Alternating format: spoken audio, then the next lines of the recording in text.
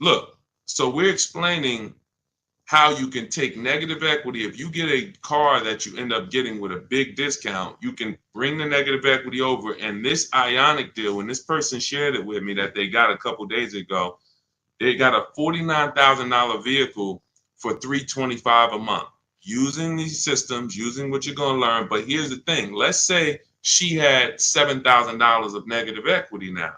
She could literally take that 7,000 into this 2-year lease. That her payment's only going to go up $291. There'll be some tax there, so let's just say it'll go up another $310, and we add that to our first 300. So her payment's 610. Normally, getting a $49,000 car, bringing 7,000 of negative equity over does not equal a $600 payment. That's a $1,100 payment. That's a $1,200 payment.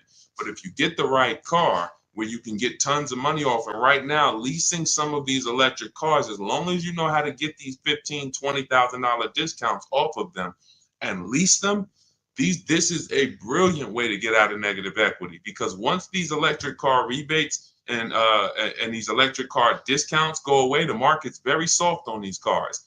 Once they go away, we're not going to be able to move negative equity over to these leases and make it make sense the way it's making sense now.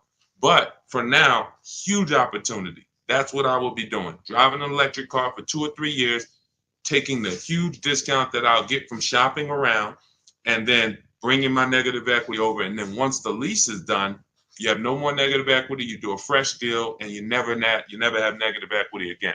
Just make sure when you lease, you get the mileage you need. Alexis Owens, welcome to the group. I see you just follow. Andre Guest, thanks for sharing. Shout out to the sharers. And shout out to the people who tap the screen. Every time y'all tap the screen, watch the likes go up. So if you hear something that you like, you're enjoying it, just start double tapping the screen. Y'all will keep running the likes up. So keep typing your questions in. We're live. Dolan, can you bring some of these questions? I don't know if you had time yet to get some of these questions we got on TikTok. Jason Davis, good to see you. Moni Love. Yes, I actually told Moni Love. She asked, do I provide broker services? I don't do broker services. I do something, in my opinion, we do it better, because a broker still is going to shop, and you're never going to know what their best deal really is. Brokers make a lot of money. I'm in New Jersey, where there's a lot of brokers. There's a lot of brokers in New York, and brokers make a lot of money, and they basically do it based on trust. If I have your trust, and I got the ability to control your entire car deal from start to finish, I have the ability to control where you buy your car from, returning your old lease, could be equity in that. I'm controlling all your money, and I'm controlling it based on a trust system. Then I have, and the thing that's better about being a broker, which is why really, you know who becomes brokers? Car salesmen who get tired of small commissions. Because car salesmen, when we're selling cars, we're getting probably on average 20% of the profit. And if the profit is $3,000, if the profit's $10,000 and we bring home $2,000, okay, that's cool. But brokers, all right, if the profit's $10,000, I could bring home $5,000. I'll split it, because the dealerships look at a broker as another dealer. So that's who usually becomes brokers. People who look and say, man, I'd rather make 2-3 times the money on each car, because I'm my own dealership. So what we do is we work with people and show you how to get all your numbers yourself, show you how to get the market reports yourself. If you use what's in my digital book, Moni, you could become your own broker, because no one actually shops cars the way we do. We do market assessments. So when we're leasing a car, we reach out to 25 dealers online. We never have to talk to them. And we get 5 offers, at least 5, sometimes 7, sometimes 10. New cars, we reach out to 25 dealers online using scripts, email scripts that I wrote. They're already wrote. You don't have to think about them. They're already written out. And then we get 5 offers. And then for a used car, we shop the market. We assess the market from the low side to the high side. We narrow down used cars based on title record, service history, accident history. We verify there's no bogus fees that they're going to try to charge us. Who's done that? You go to the dealership thinking you're going to get one price, and then they hit you with these other fees. This is what you do to avoid these things. We have to have a process for this. And so you could do this and become your own broker, but I would never recommend a broker, because unless they're going to give you a spreadsheet. If they're going to give you a spreadsheet of all the work they did, all the dealers they shopped, all the entire market that they assess for you, then that's a broker that I would hire. And no one does that except us. We'll be launching that service very soon. Very soon. So the people who like Deshaun, man, I mean, if I could just pay y'all to run this whole and do your whole system for me, that's coming very, very soon. But for now, you may want to, shop with us. We have 3 ways that we can help you. 2 ways now. Do it yourself. That's get my book. That's the whole blueprint. If you're a do-it-yourself, Deshaun, just give me the blueprint. As long as the blueprint's official, I'll get it done. That's my digital book. You can get it for 75% off in my bio, in my TikTok bio, Instagram bio, the comments. You get it for $24 if you get there before 30 minutes. And the done with you, that's when we're doing it together. You're looking at coaching videos and I'm walking you through it and I'm supporting you. That's also in my bio. So again, what's coming soon is the done for you. But that's our commitment, to be the best company in the world for the car buyer. So we're getting there slowly but surely. All right, go ahead, Dolan. Let's get to some more questions. Keep typing questions. What's up, Martin? See a lot of people checking in on TikTok. Chris, good to see you. Can you do this with Tesla? Great question. Right now, Tesla is very soft. They have a set price, though. They don't negotiate. So what they do is when you're buying a new Tesla or leasing it, you don't need to get bids, because getting bids is to avoid overpaying. Getting bids is to avoid buying a car from one place and another place over here would have sold it for $5,000 less. Tesla operates similar to like the Apple store. You going to get an iPhone in California, it's the same price for the iPhone in Florida, same price in New Jersey. So you don't need to shop around for an iPhone. It's a set price. That's Tesla. But any other car is different. Every other car, it's different prices. 3,000 more here, so that's the difference. But with a Tesla, you still need to divide if you're going to lease it, you need to understand whether you should buy or lease it. That's based on how long you're going to keep it. And this is proving the point. The point about depreciation that we've been preaching. I've been preaching depreciation so many years to people who say, well, I don't lease cars, Deshaun. They limit you on mileage. That's not true. You can pick your mileage up to 30,000 miles a year for most cars. Deshaun, I don't like to lease. I'm going to beat my car. They want you to have the car perfect. That's not true. They give you normal wear and tear. You can bring the car back with dings. You can bring the car back. They expect 3 years of wear.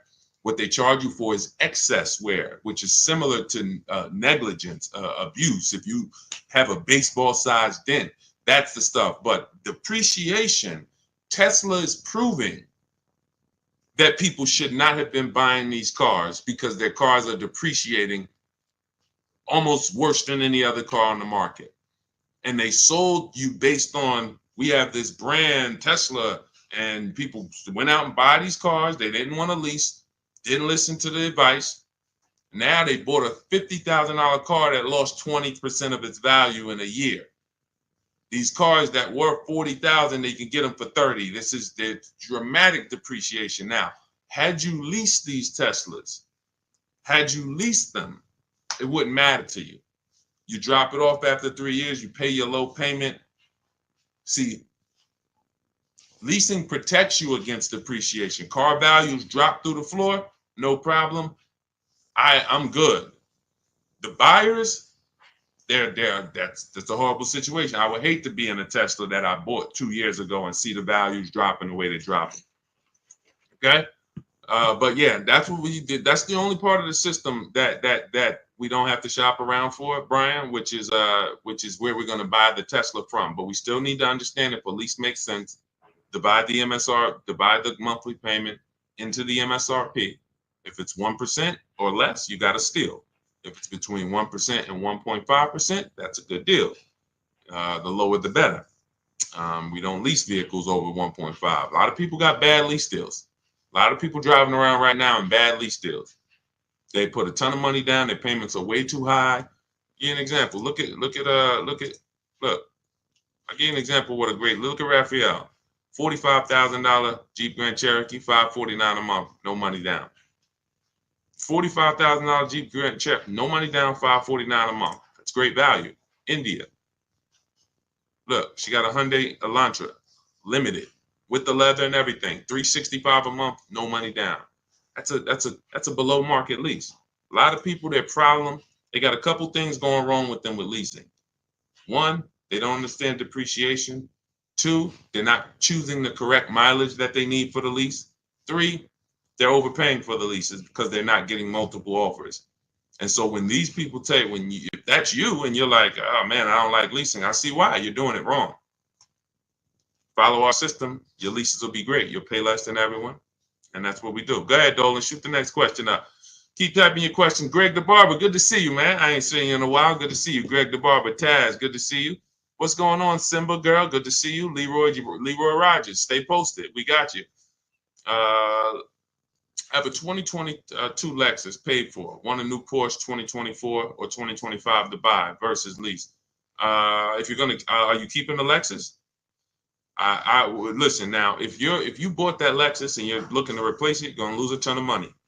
And if you pay cash, which is you either paid cash or you paid it off very quickly, what you're gonna see is when you go to replace, first thing you would do is decide, are you keeping this next vehicle? I'm gonna give you your first two steps, Leroy. First two steps, they're easy. How many years are you gonna keep the next vehicle? Is it less than 8? Then we should be shopping for a below market lease on the Porsche. That's very simple.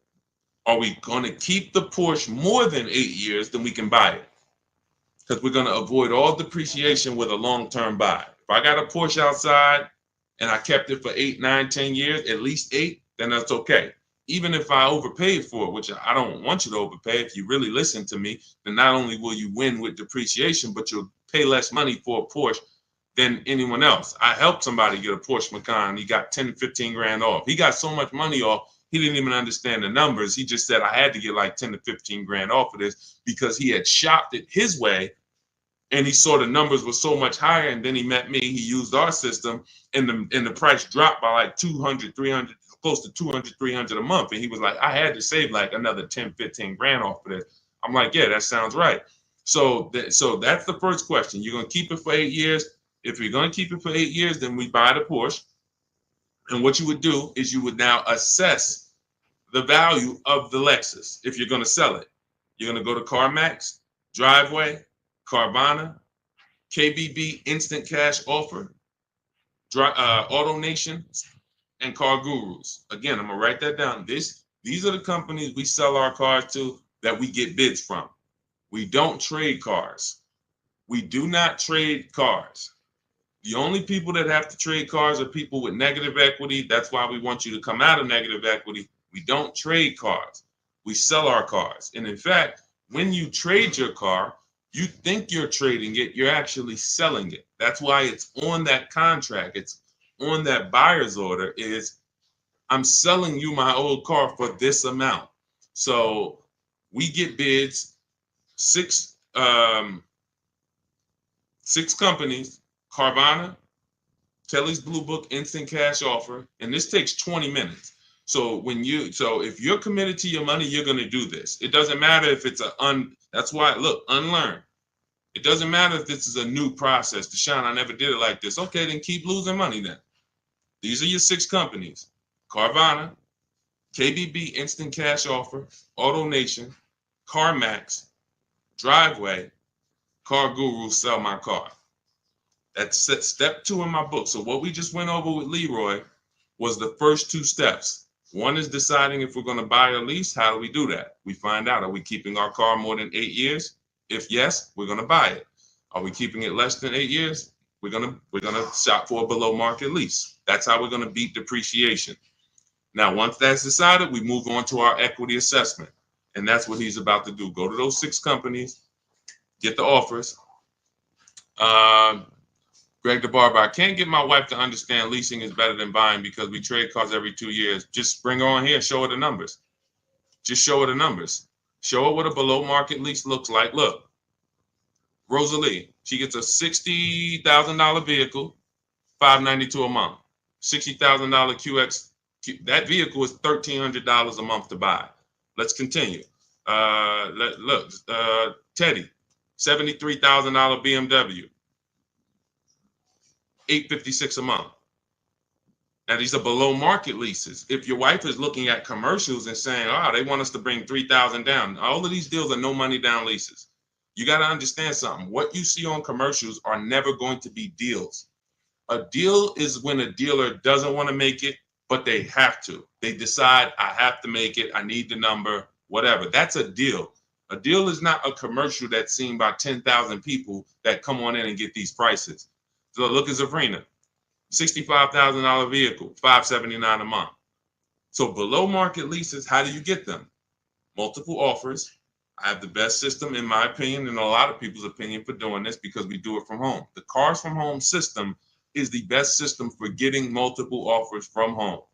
So you can get your book. My new digital book is called Cars from Home, 7 Steps to Saving Time, Money, and Avoiding Dealerships. And you'll have the entire blueprint on getting below market leases, purchases, new cars, used cars. And you can get it for 75% off as part of my welcome offer. It's normally a $97 book. It's worth every penny. You can Google it. You can see it's 5-star rated. But as part of my welcome offer, you can get it for 75% off for 30 minutes only. In my TikTok bio, my Instagram bio, the Facebook comments, or the YouTube comments. But you got to get there before 30 minutes is up. It's numbers. It's numbers. See, numbers shock people out of emotion. Me talking to you about why leasing makes sense, that's not enough to break the programming of people who programmed you not to lease. That's why I go right to the numbers. Now, yes, I'll explain depreciation, what's making these numbers so low, what the risks are taking of not leasing, and then the car depreciates and now you lost money, because if you were going to sell a car for a certain amount and it depreciated 10,000 because you put a lot more miles on it, then your car is worth a lot less. You lost money. So I could talk to you about that, but bigger than anything is, hey, let me show you these lease payments on below market leases. That's what got me. When I was in GM, my manager said, hey, D, you want to, I was like, hey, I need a car. He was like, hey, you know anything about leasing? I was already selling cars and I really didn't understand leasing. And he helped me at 22 years old get my first lease. It was a $20,000 car, $256 a month. I had friends that had brand new cars. They were paying double. And mind you, these weren't fancy. These were Honda Civics, Toyota Corollas. They were paying $500 a month. I'm paying $256 a month for a similar price car. I never got in trouble. I got the mileage I needed. Drove 12,000 miles a year at the time. I needed that. One lease, I drove 15,000 because we were doing more miles. I bumped it to 15,000 a year. Leasing is a numbers thing. We drive off the lot in the same exact car. Your payment's double mine. You lost. Now, in the long run, if you keep the car, pay it off, and keep it for 8, 9, 10 years, then you didn't lose. But if you think we're going to drive off in the same car and your payment's $200-300 more a month than mine, because you say, oh, well, I'm buying mine, no, this thing's going to be paid off one day, then you lost, man. I don't care what you do. Look, see me in a couple years. Look at how much more money is in my bank account than is in your bank account. The money that's in my bank account is in your car. It's going to the bank every month. I do this, man. I'm trying to desperately shout from the hills to get people to stop buying these cars if they're not keeping them 8 years. Losing you've already lost thousands of dollars. Thousands, you've already lost. Once you come over to understand this, you'll realize that I should have been doing this 10, 15, 20 years ago. I'm paying off my cars, flipping them, paying them off, flipping them, buying them, not even paying them off, flipping them. I'm trying to flip cars. I'm trying to flip depreciating assets in the short term. So many reasons why this doesn't work. I could kill this all day long. But again, it comes down to the numbers. Below market lease deals, there's no comparison. All right. But you'll have the system for how to get them in my book. So it's a digital book. So it'll be in your inbox before you even get off this stream, as long as you get there before the 30 minutes is up. Go ahead, Dolan. Shoot the next question in. Keep typing, y'all. We'll get through as many as we can. Yep. Energy guy for life. I have a car bought, but I owe more than it's worth. How do I get out? We talked about that. That's actually what we started the show with. So what I would do is I would go to either YouTube, Facebook, and rewind it, watch the beginning, because we started talking about the first question we got was about negative equity. So we spent time talking about how you need to maximize your value, get offers. I don't want to go over it again because there are people on here who is anybody who needs to hear about negative equity? Type of 1 if you need to hear about negative equity. We might hit on it again. But there's a lot of people on here that were on here earlier that they heard about it maybe 20 minutes ago. But we'll see. Let's if a lot of people end up saying they want the question, then we'll come back. But again, I don't like to spend 10 minutes or 7 minutes answering a question and then another 20 minutes down the road I answer the same question. All right, go ahead. Let's go, Dolan. Bring the next one up. Let's go. Do you have your book in hard copy? No, it wouldn't be available in hard copy because it wouldn't be good to do in hard copy. Websites change rapidly. Vroom, we used to get bids from. Vroom bought a lot of our cars. They were in the bidding process when we sold our cars to them. They were in our equity assessment process. And when we shop for used cars, we use a process I call the multiple marketplace strategy. They were in our multiple marketplace strategy. They go out of business. If you were using a hard copy of my book, you not only have to get another copy, you be going on websites that no longer exist. And that just wouldn't be an ideal experience. Thank you, Bridget. That wouldn't be an ideal experience. Another thing about the digital book is we get to actually link you to scripts. This is an online process. So if you're not comfortable with a digital book, this may not be for you. I'm just being honest with you. This is not for everyone. You need to be able to copy and paste, email. Like, this book wouldn't be for my dad. That's just real. My dad wasn't really comfortable with copy and pasting and sending emails because he doesn't need to do it for his daily life. He can send an email. It's just going to take him a couple. So when we're using our system, we're doing a lot of copying and pasting, opening up websites. So it wouldn't make sense to have a physical book there because I have scripts that we use. I have online calculators that we use that I invented. There's 5 calculators in the book that I actually invented, wrote the code for. You can't get them on Google. So these are all some of the reasons why it could never be a print book. It wouldn't make sense. And there's a lot more in there. All right, there's 7 paths. A lease path, but a lease path with with a third-party equity assessment, a used car path, paying car path. We have links that warp you to keep you on track. If you were reading a physical book, it just wouldn't work. That book is uniquely written as a digital book for a reason. It's not like I wrote an ebook because I didn't want to put out a physical book. It would be simple. It's much more simple. But this is a complex. We needed the links and to be able to certain parts you get to in the book, and I say, hey, click here if you want to watch a video on this subject. And you're like, whoa, okay. Oh, it's a video. I can understand this.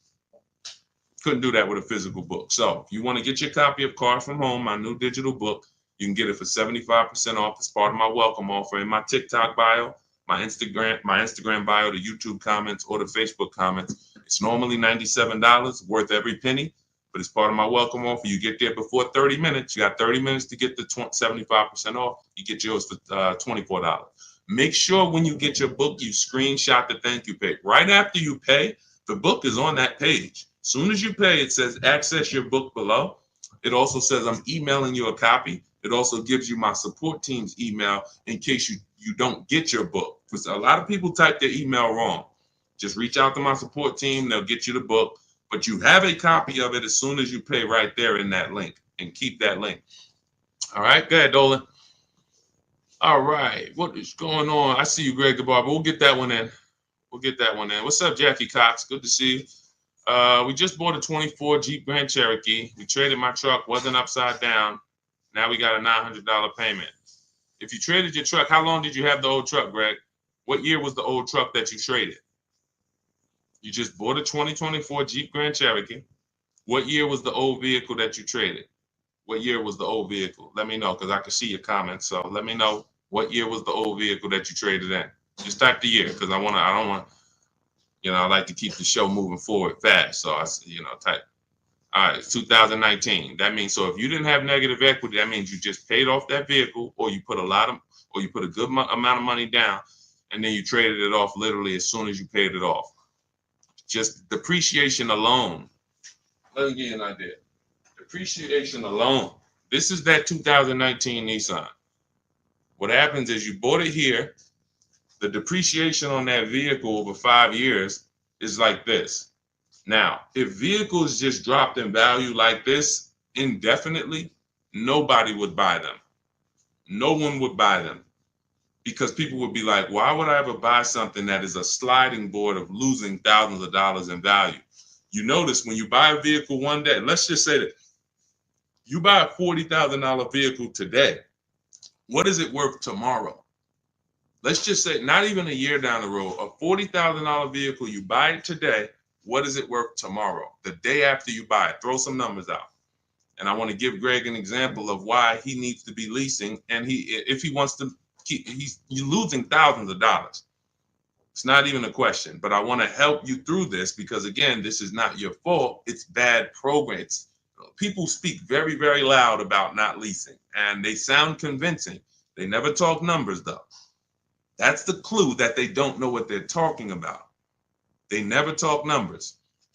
Okay. So a day later, they say you lose 15, 20%. Not that much, Nicole. She said it's half. No, it's about, you lose about 15% in a day. And that depends on how soft the market is. If this was a vehicle that you could have got 15 grand off on, but you paid close to list price, then you will lose 20 grand because you didn't know what the market was. Give you an example. Milligan just got $27,000 off her Mercedes. $27,000 off. And I got to show this stuff because people wouldn't believe it if I didn't show it. Milligan got no, that's Melissa. Milligan got $27,000 off. If you zoom in on that Mercedes, it's a Mercedes EQE, $79,000. She got it for like $53,000. Now, had she bought this car, let's just say it's a $79,000, let's call it 80 just for easy math. Let's say she got it for $5,000 off. You know, she thinks, hey, I'm getting a Mercedes, $5,000 off. That sounds good. If she went back the next day and said, well, I need to give this back to you, I can't afford it or whatever, any reason, they're probably only going to give her $50,000 at best for it because they know the market on it. You overpaid for it.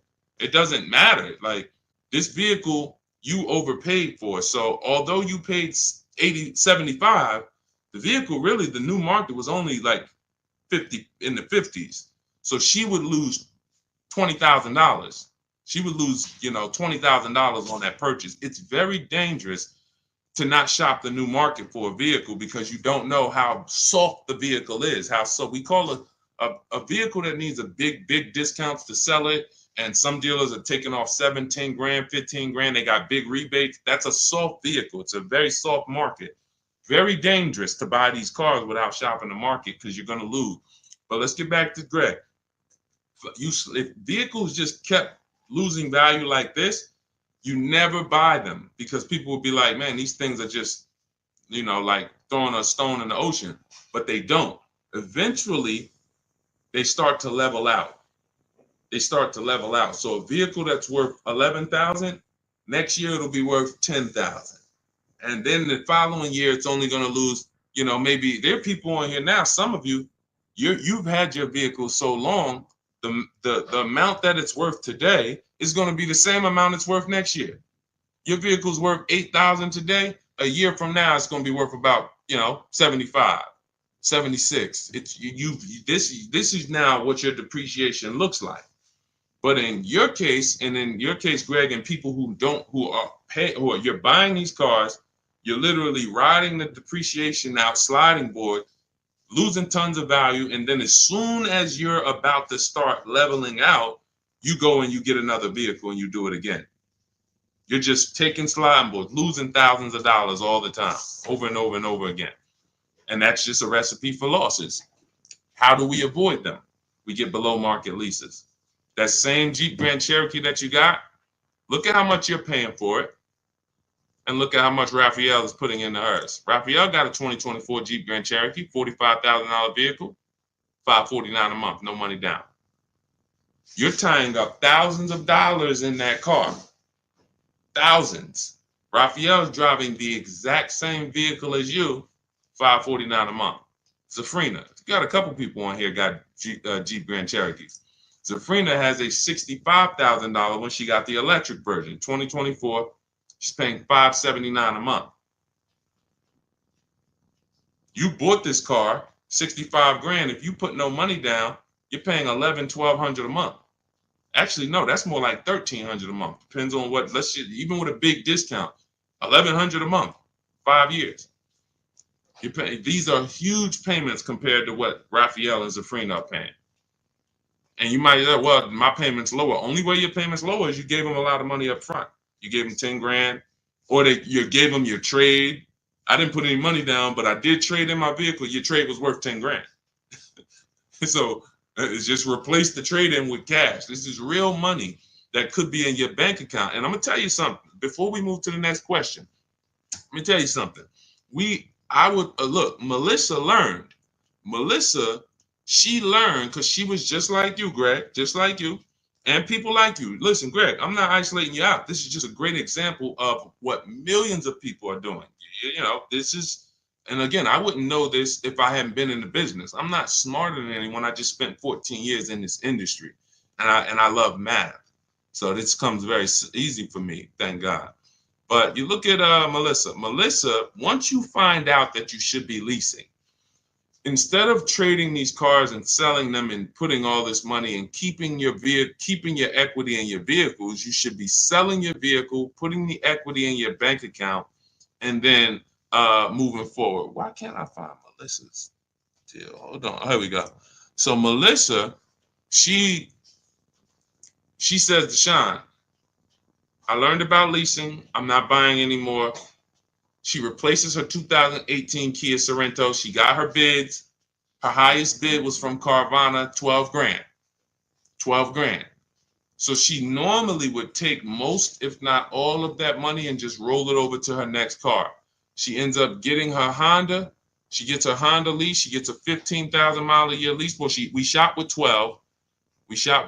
So she ends up getting it for about $575 a month.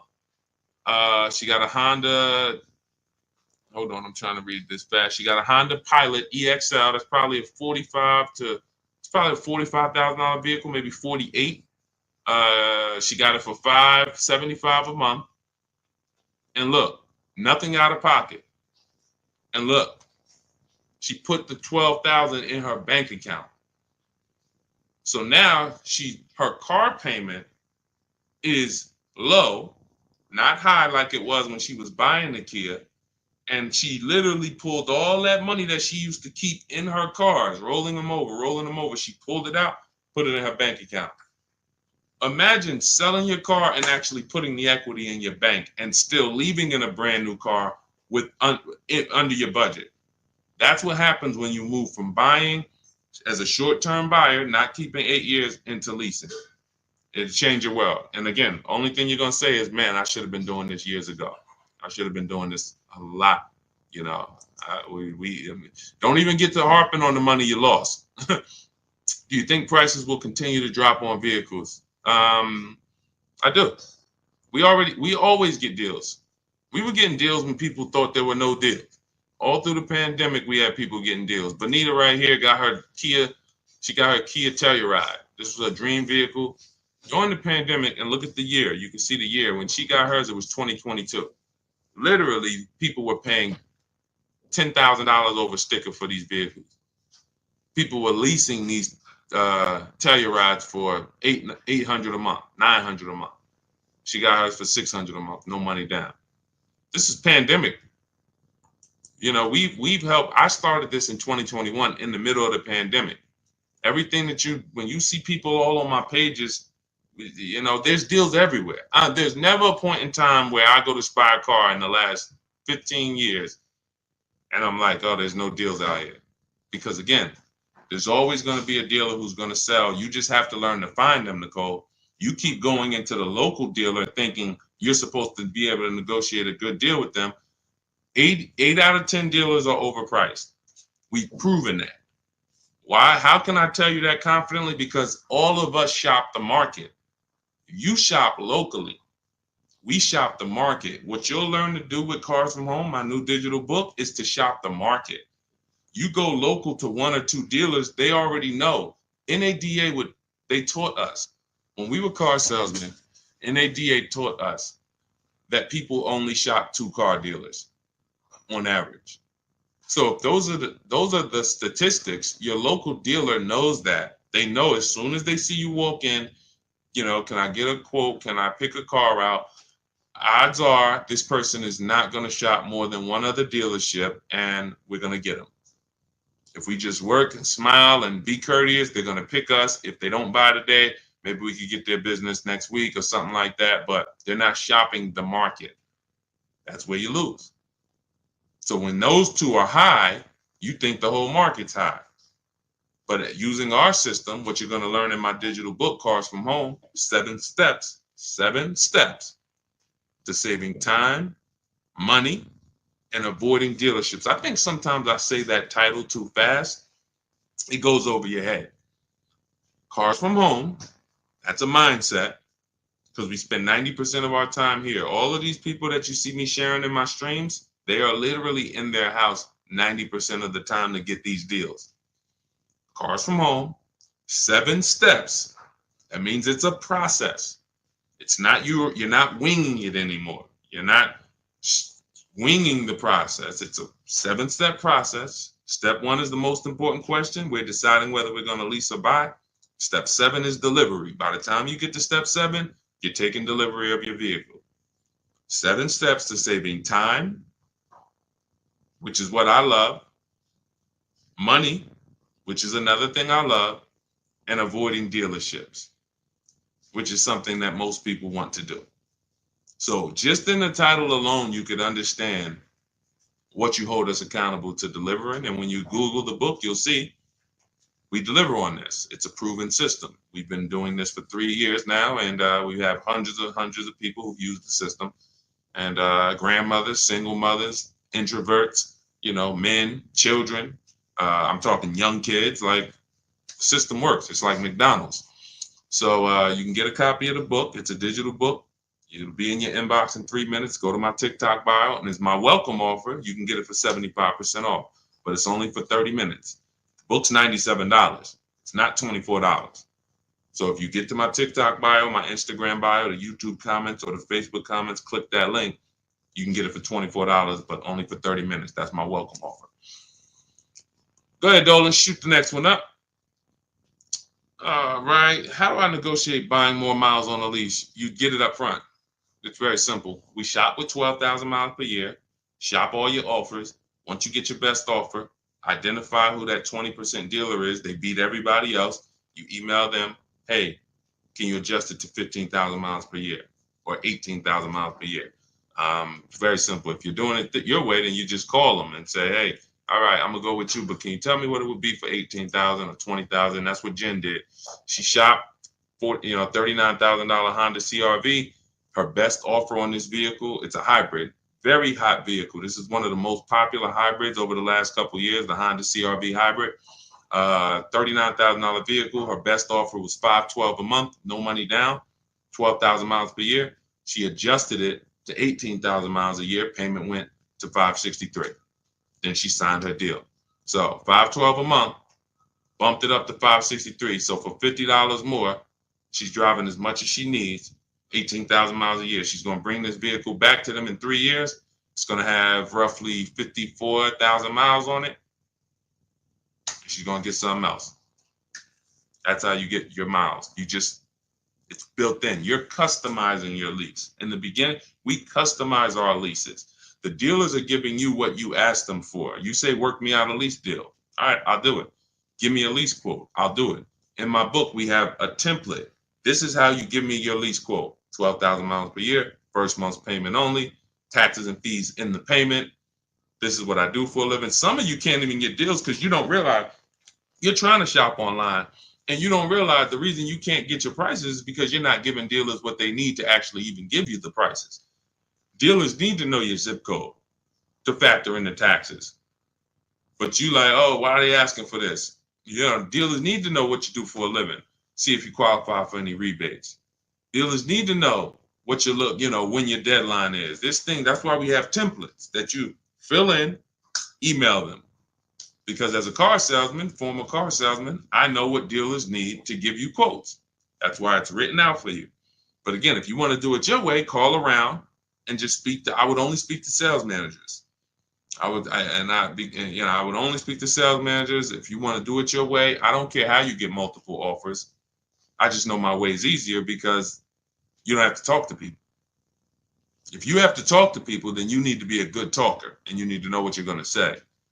My way, you don't need to know what you're going to say. I'm telling you what you're going to type. Go ahead, Dolan. Do you think the banks will ever get rid of the points that they pay to dealerships?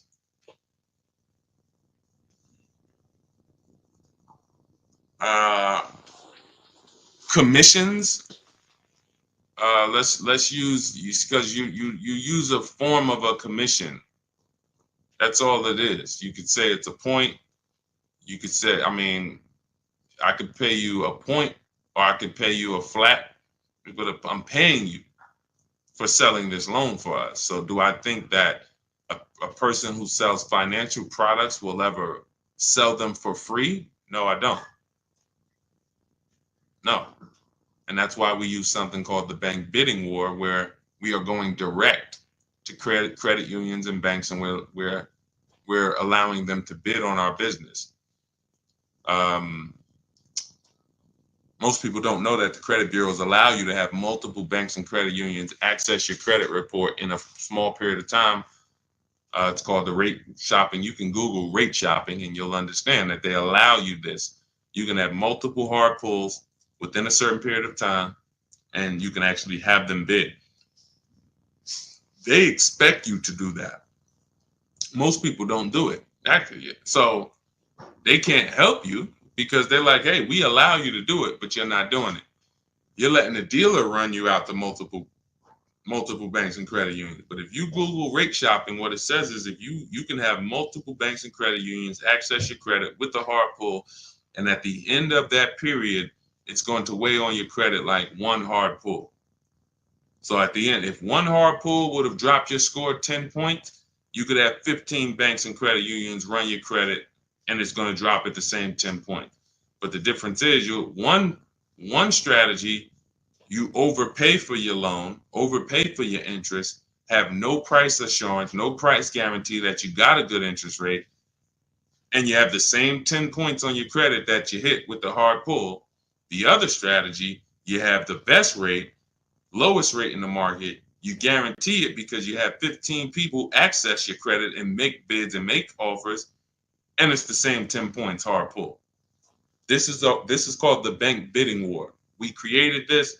You can actually, again, when you get my book, I haven't combined this into the book, but when you get the book, you actually get the bank bidding war blueprint for those of you who are going to be financing and getting a loan. So this is everything we talked about in this stream is in my new digital book, Cars from Home, 7 Steps to Saving Time, Money, and Avoiding Dealerships. You can grab your copy for 75% off as part of my welcome offer, but it's only for 30 minutes. You won't pay the normal $97 price. You get it for $24 as long as you get there before 30 minutes. Get to my TikTok bio, my Instagram bio, the Facebook comments, or the YouTube comments. Click that link and then click Get Book 75% off, and you'll have it in your inbox. Make sure you screenshot the thank you page because the book is on that page. I also email you a copy. And just in case you don't get your copy in 5 minutes, you'll have my support team's email. So screenshot that page. But I wanna. There's something I just wanted to say. Hold on. Let's see if it comes back. Yeah, I don't know. It slipped my mind. But listen, this is the. I mean, I take this serious, and the only people who really win, everyone who I showed you, and we could spend. Maybe I'll do it one day. I might spend one stream and just spend an hour just going over 50, 60, 70 people's deals that have used our system. After that, it'll start to get old because you're going to be like, okay, wow, these are starting to look the same. Yeah, they're all good. And then you realize that this is not complex. We're not building rocket ships. All we're doing is we have the best system for making people compete for our business in the auto industry. That's it. That's our claim to fame. Now, I also teach you about leasing versus buying and financial boundaries that no one else is really teaching about. But when it comes to getting the deal, when it comes to how are we getting the prices we're getting easily in 90 minutes and 2 hours from home, it's just we have the best system for making people compete. Amazon has one of the best systems for making sellers compete for your business. That's why they do well. Competition is what drives down prices. Competition is what allows you to make great decisions quickly. So that's what you're going to get in Cars from Home. Got my copy. I'm going to start shopping your way. Energy Guide for life. Listen, God bless you. Use it and trust the process. Do not overthink. Here's what I said. Bring your goal. All you want to have is your goal. Forget your strategy. Forget everything of every strategy, every tactic you might have thought worked for you with car buying and shopping and leasing. Just forget it. Just bring your goal. Yeah, I want this Lexus truck. Yeah, I want this. Bring your goal, trust our process.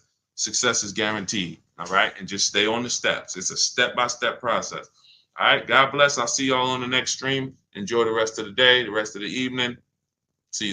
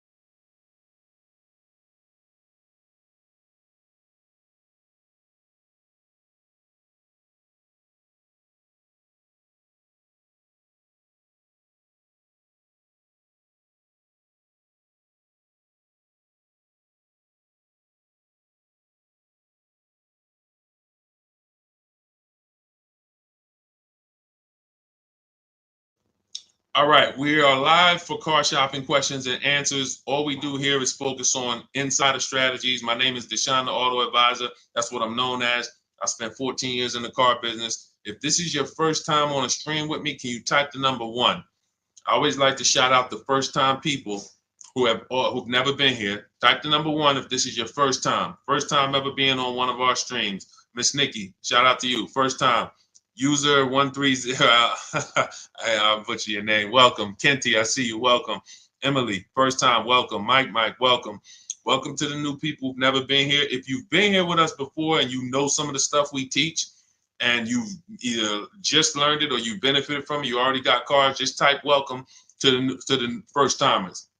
We're a family here. We've been doing this on TikTok and these other platforms for about 3 years now. We've helped thousands of people pay less than everyone else for cars. And we got people all around, collectively right now, we got 2.3 million followers. And all I'm known for is I don't tell jokes. I don't dance. All we do, people know me for helping them save money on cars. That's all I'm known for. So welcome to the people who are first timers. And, Dolan, you can bring on that first question. We got to just keep typing your question because after a while we get so many people on. If you don't get your questions in now, you're probably not going to get it answered. And I'm just being honest because there's more people come on when now we're on Instagram now live. We're on YouTube live. We're on Facebook live. So once these questions start coming in from all these platforms, you're going to have a harder time getting your questions answered. So type them now.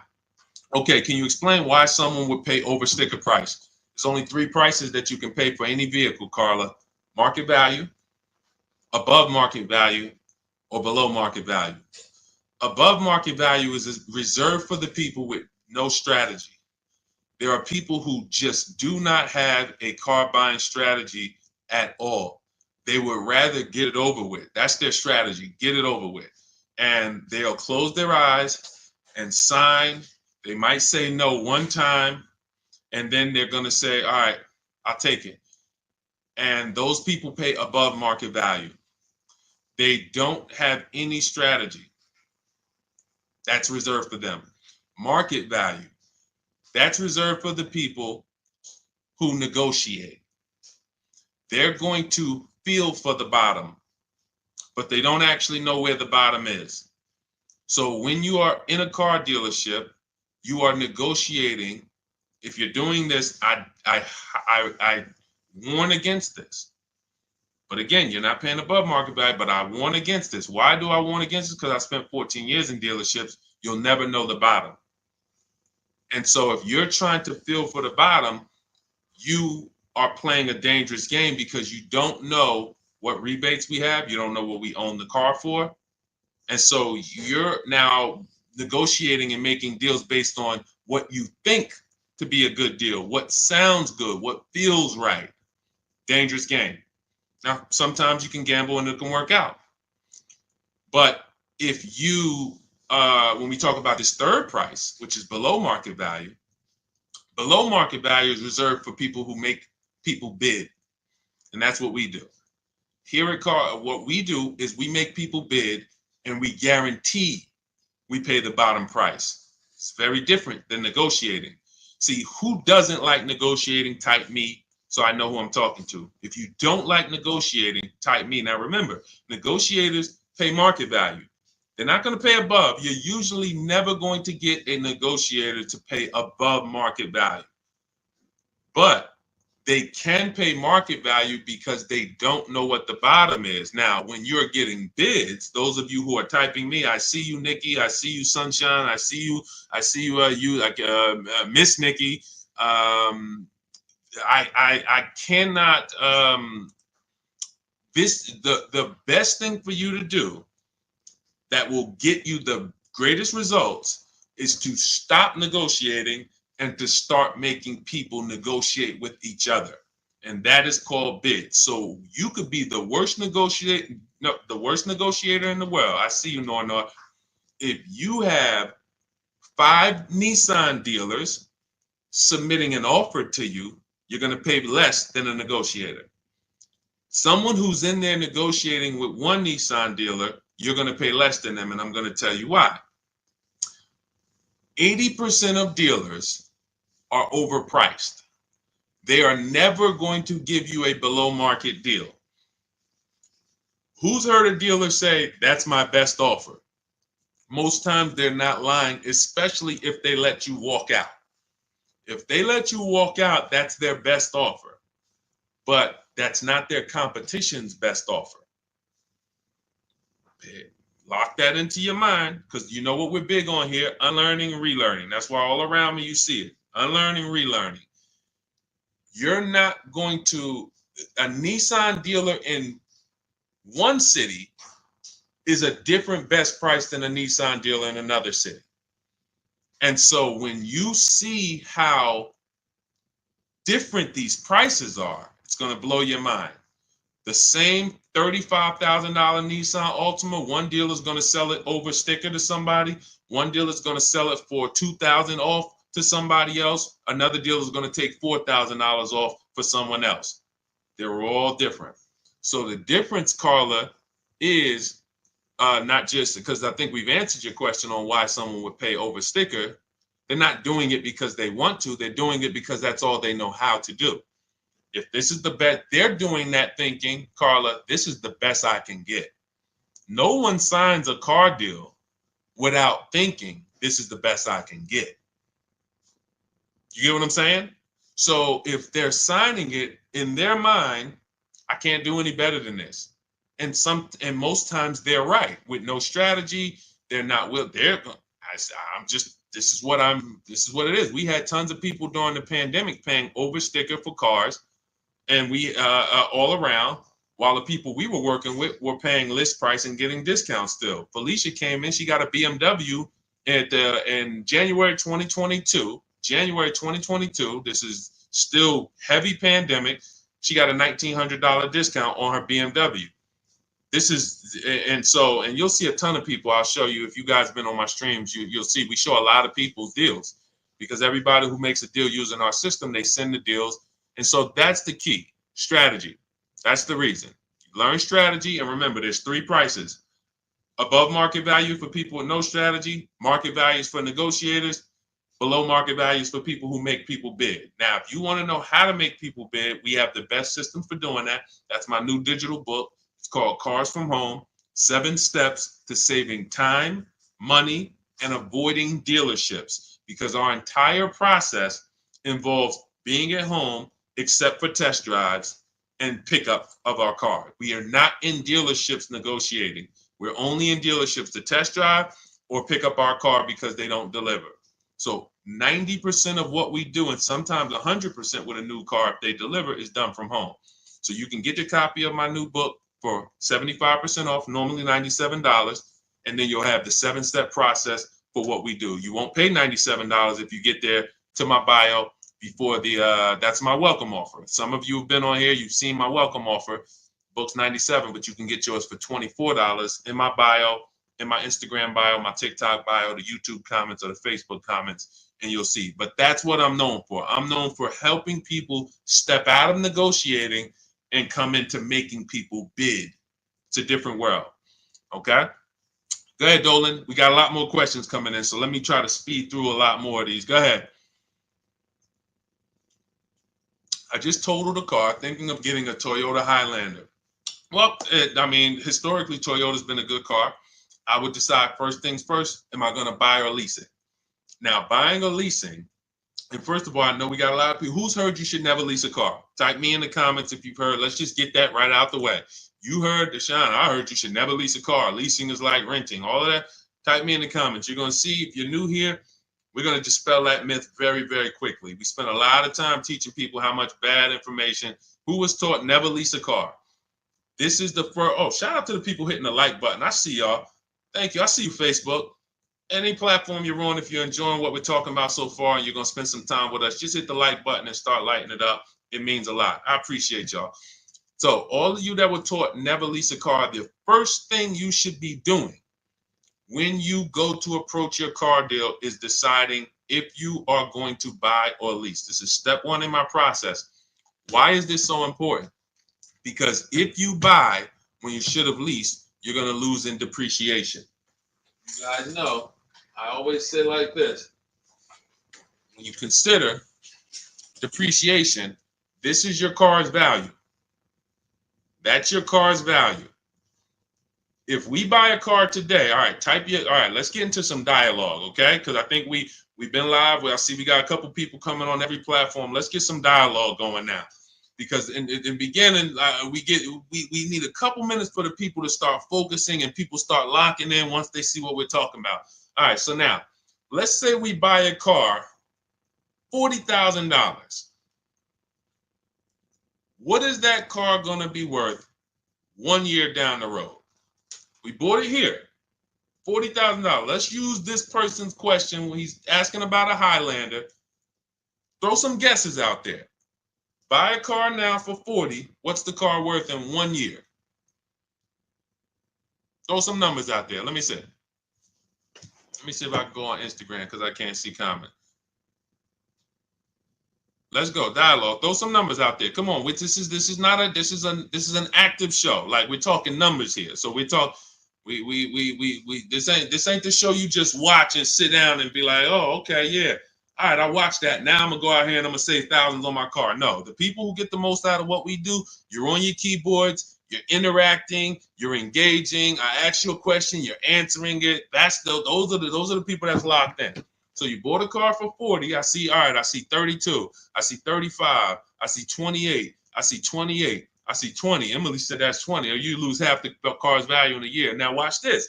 Emily, you might not be wrong depending on how much the person drove. See, I like that answer, Emily, even though, because it's dramatic, it's half the value. But watch this. Could a car that we bought for 40, if we put 100,000 miles on it in 1 year, could it be worth 20 a year later?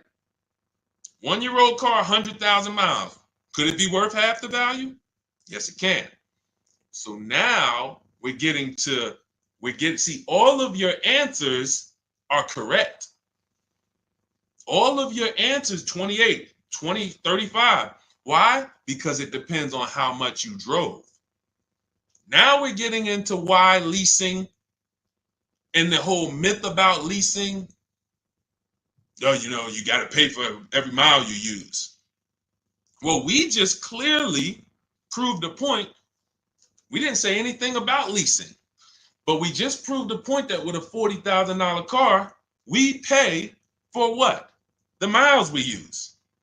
If we were going to sell a car 1 year, and then a year later we come back and we say, hey, the car has 100,000 miles on it now. Can you pay me what you were going to pay me last year? And they're like, wait, you put 100,000? No, I'm paying you a whole lot less. So you pay whether you buy or lease.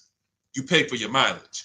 So that is the first indicator of, all right, well, that means a lot of this stuff people have been saying about leasing doesn't quite make sense based on that so far. We're not even done yet. We're not even done. Now that we know we pay for our miles, whether we buy or lease, let's talk about when it makes sense to buy and when it makes sense to lease. So no matter what, when you drive your car, you're losing value like this. Brand new car, you're losing value like this. You're losing thousands. You threw out answers, you're going to lose $5,000 the first year, second grand. You're going to lose thousands of dollars. But the longer you keep the vehicle, the more this depreciation starts to do this. This is the reward stage. In my book, I teach us about something called the reward stage. Unfortunately, a lot of owners never get to the reward stage. The reward stage is a paid-off vehicle that's no longer depreciating fast. This is a vehicle, who has a vehicle outside their house right now that you've had for at least 8 years? Let me know. At least 8 years. And matter of fact, type the number of years you've had the vehicle. That's even better. Let me know the number of years. Sean, 10 years, 8 years, 12 years, 13 years. This is all a let. See, if I was doing a college course on leasing versus buying, this is exactly how we would be rolling it out. What you're getting right now would be my equivalent to a college course on helping people understand leasing versus buying very clearly. All right, 11 years you've had it. All right, 8 years. And I'm talking more than 8 years. So I see somebody type 6. More than 8 years, let me know. Not a lot of long-term people. This is a clue. Not a lot of long-term people. Now let me show you this. Now you saw the goal was to get here. We got a lot of people that are buying their vehicles, but they're not getting here. Which means if we know that that buying a depreciating asset, we're losing like this. What I witnessed in the car business for 14 years was people buying their cars, literally losing thousands, and right before their vehicle was going to stop losing money, like some of these people who have reached a point in depreciate. They've owned the vehicle so long, 8 years, 10 years, that it's no longer depreciating. It's going to be worth about the same next year as it is today. Soon as they get to that, they go and swap and say, all right, I'm tired of this vehicle. Let me go do this again. And they start the whole thing over again. This is what you don't want to do. Maurice, Andre, this is not what you want to be doing. Rita, I see you. You don't want to be buying vehicles that you then trade because you're always on this type of ownership experience. See, and you know who's very clear about this? Cash buyers. Cash buyers will never swap their vehicles over and over, because if you paid $40,000 for a vehicle and then you came to replace it in 2 years and they told you, well, that vehicle's only worth 28 now or 25, you'd be like, dang, I'm not losing that kind of money. But you know who gets in trouble with this? You know who has the biggest issue understanding leasing versus buying? Somebody I call payment buyers. Payment buyers never really understand the actual price they're paying for the car. They see, what's the first question that a car salesman asks you once he's helped you pick out a car and you're starting to get to the numbers? What's one of the first questions that a car sub, when you pick the car, you're like, I like that car, y'all at the numbers, y'all about to talk numbers. What is one of the first questions that a car salesman is going to ask you? And I'm going to help you understand why. Thank you, Little John. Look, and I don't have to tell you guys this. What do you want your monthly payments to be? Thank you, Carla. Listen.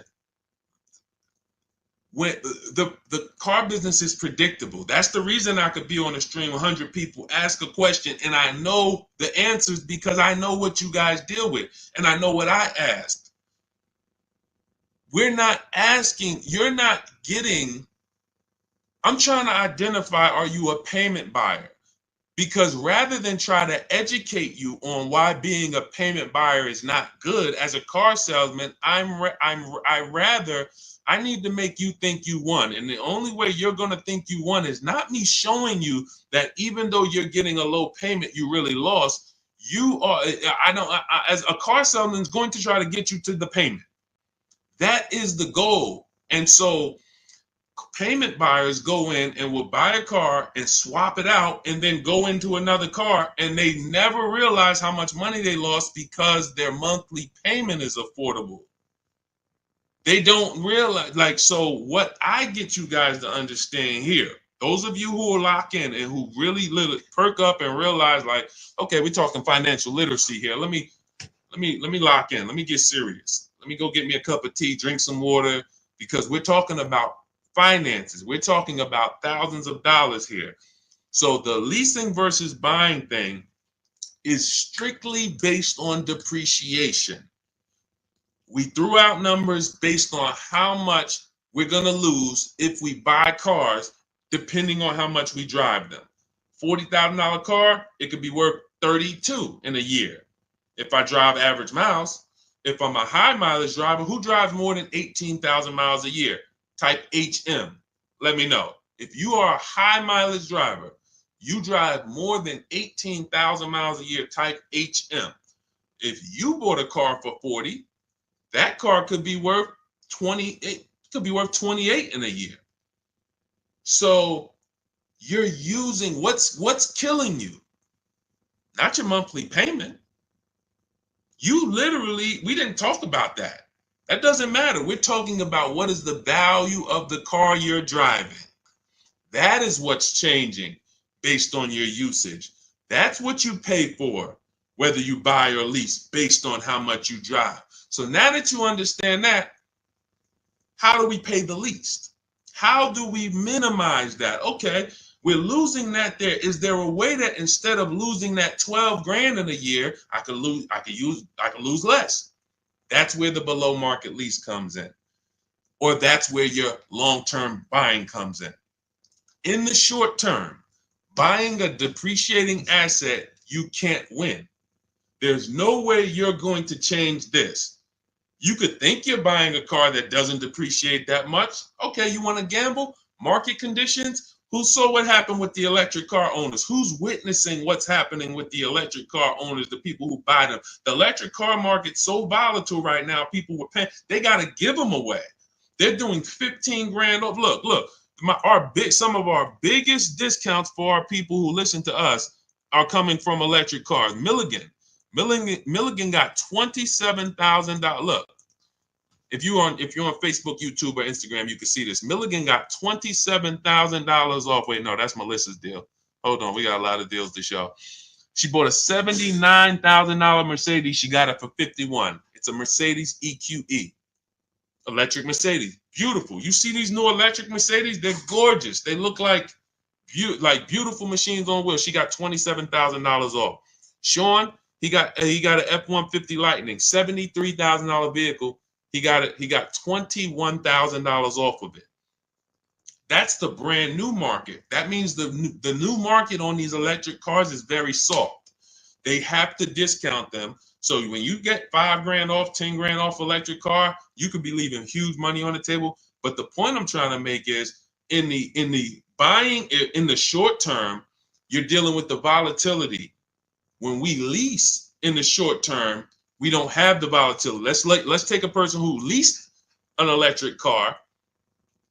Look, Zafrina, 2024 Jeep Grand Cherokee, $65,000 vehicle. She's paying $579 a month, no money down.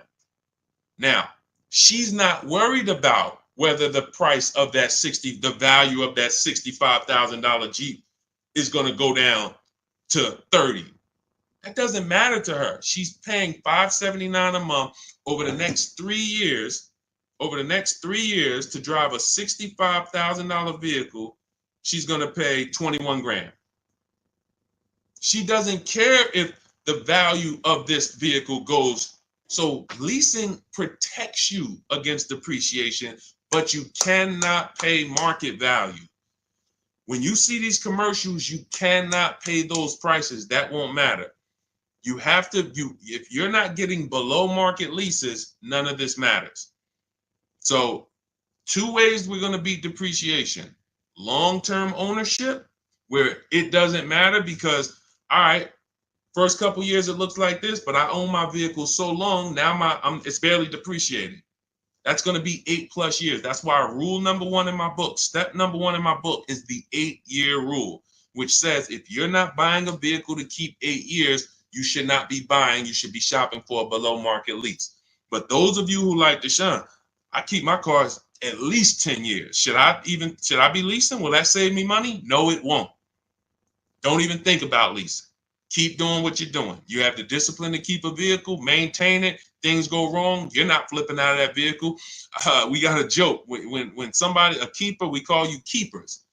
When you got a vehicle that you're going to buy, it's a keeper. But when a keeper's transmission goes out, Dad, man, my car transmission went out. What do? They go get another transmission. If you're not a keeper and that transmission goes out, you're like, oh, man, I'm getting rid of this car. Keepers do things different. You should not be thinking about leasing when you're a long-term person, and some of you are. But if you're like Deshaun, I don't even like doing the maintenance. Man, stuff start breaking. I don't like having to go to the mechanic, fix that. I hate that. You should not be buying these cars. You should be shopping for below-market leases. All right? So that was a long answer to one question, but we used it as an opportunity to really lay the foundation for leasing versus buying, because we had a lot of people who, when I asked them who was taught not to lease, a lot of people said me. So I'm like, all right, we gotta hit on this while these people are locked in. So we'll go deeper on that. Let's go. Let's get to the next question, Dola. Everything I'm teaching is out of my new digital book. It's called Cars from Home: 7 Steps to Saving Time, Money, and Avoiding Dealerships. Let me show that we're already 5-star rated. Thank you to the people who reviewed it. We got lots of reviews on the book, and you can Google it. You can get your copy for 75% off. It's normally $97. It's a digital book, so it'll be in your inbox in 2 minutes. As long as you get to my TikTok bio, my Instagram bio, the YouTube comments, or the Facebook comments before the 30 minutes is up, you get your copy for $24 instead of $97. But that's my welcome offer. 30 minutes, go get it. You can come back to the stream, and you'll have everything we teach. You won't even have to remember any of this because you'll have a blueprint that you can refer to forever. That's going to show you how to get below market leases, below market purchases on new cars, below market used cars. Everything from my 14 years is in that book. All right. Let's go, Dolan. Throw the next question up. Shout out to the sharers. I see you, Brianna. Thank you for sharing. Thank you to the people who share. We couldn't do this without you. The people who hit the like button, who hit the share button, we appreciate you helping us spread this message. All right, Emily, I want to trade my car in. How do I start the process? First thing is to ask yourself, how many years are you going to keep the next car? Before you think about the trade-in, how many years are you going to keep the next car? So everybody who's car shopping now, or you will be soon, I want you to answer this question. Type this. How many years are you going to keep your next car? How many years are you going? I want you to get into the habit of, that's the first question. In my book, when you open it up after the introduction, step 1, my book is 7 steps. First step, if you call me on the phone, Deshaun, I need your advice. I want to buy a car. What's my first step to do? How many years are you going to keep the next car? First question. Let's throw it out. All right, Kelly, 2 to 3. Countess, 3 years. Okay. Emily, hey, Countess, great to see you. Emily, 5 to 7. How many years? Everyone who's car shopping, if you know you'll be car shopping now or within the next 6 months, I want you to let me know how many years are you keeping the next car. 10 to 15. Okay, Nisi Wu, perfect. Let's go. Some of you don't know. So because you've never asked yourself that question. And I get it. You can't invest in a depreciating asset without asking how long you plan to keep it. Any financial advisor who is talking about a stock that is going to go down in the short term would want to know, what is your investment plan? Are you a short-term investor, or are you going to ride the market out? They're asking you that to determine how you can deal with short-term volatility. a person who's not going to keep a stock for 10 years has to plan different than a person who will keep a stock for 10 to 20 years. That's the first question when you're dealing with something volatile. So I want you to ask yourself, all right, I see you, Patrick, 18 years. So look, any one of you who said 5 to 7, 3, you should be shopping for below market leases. If you said 8 or more, I see you 10 to 15. Patrick, 18 years. You should be shopping for purchases, new or used. Now, we'll keep answering more questions. I always like to prove to people. See, my job is to prove to you because I'm coming against everything you've been programmed to do with this leasing stuff. But the biggest indicator of a great lease is super low payments. It's just super low payments. Now, you'll hear from people who have gotten leases, they pay market value, they pay above market value, and you hear their payment and you're like, I say to them, what the heck did you lease for? Your payment's so high, you shouldn't have leased. But it's not that I'm sorry, you shouldn't have leased. Your payment's so high, so when you compare a lease to a purchase, a salesman could say to you, well, you might as well just buy the car.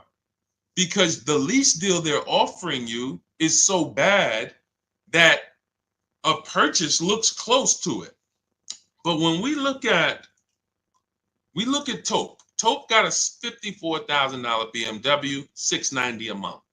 That's a 1.26% lease. Her payment is 1.26% of the MSRP with no money down, no taxes, no fees. She gave them $690. She drove off in a $54,000 BMW.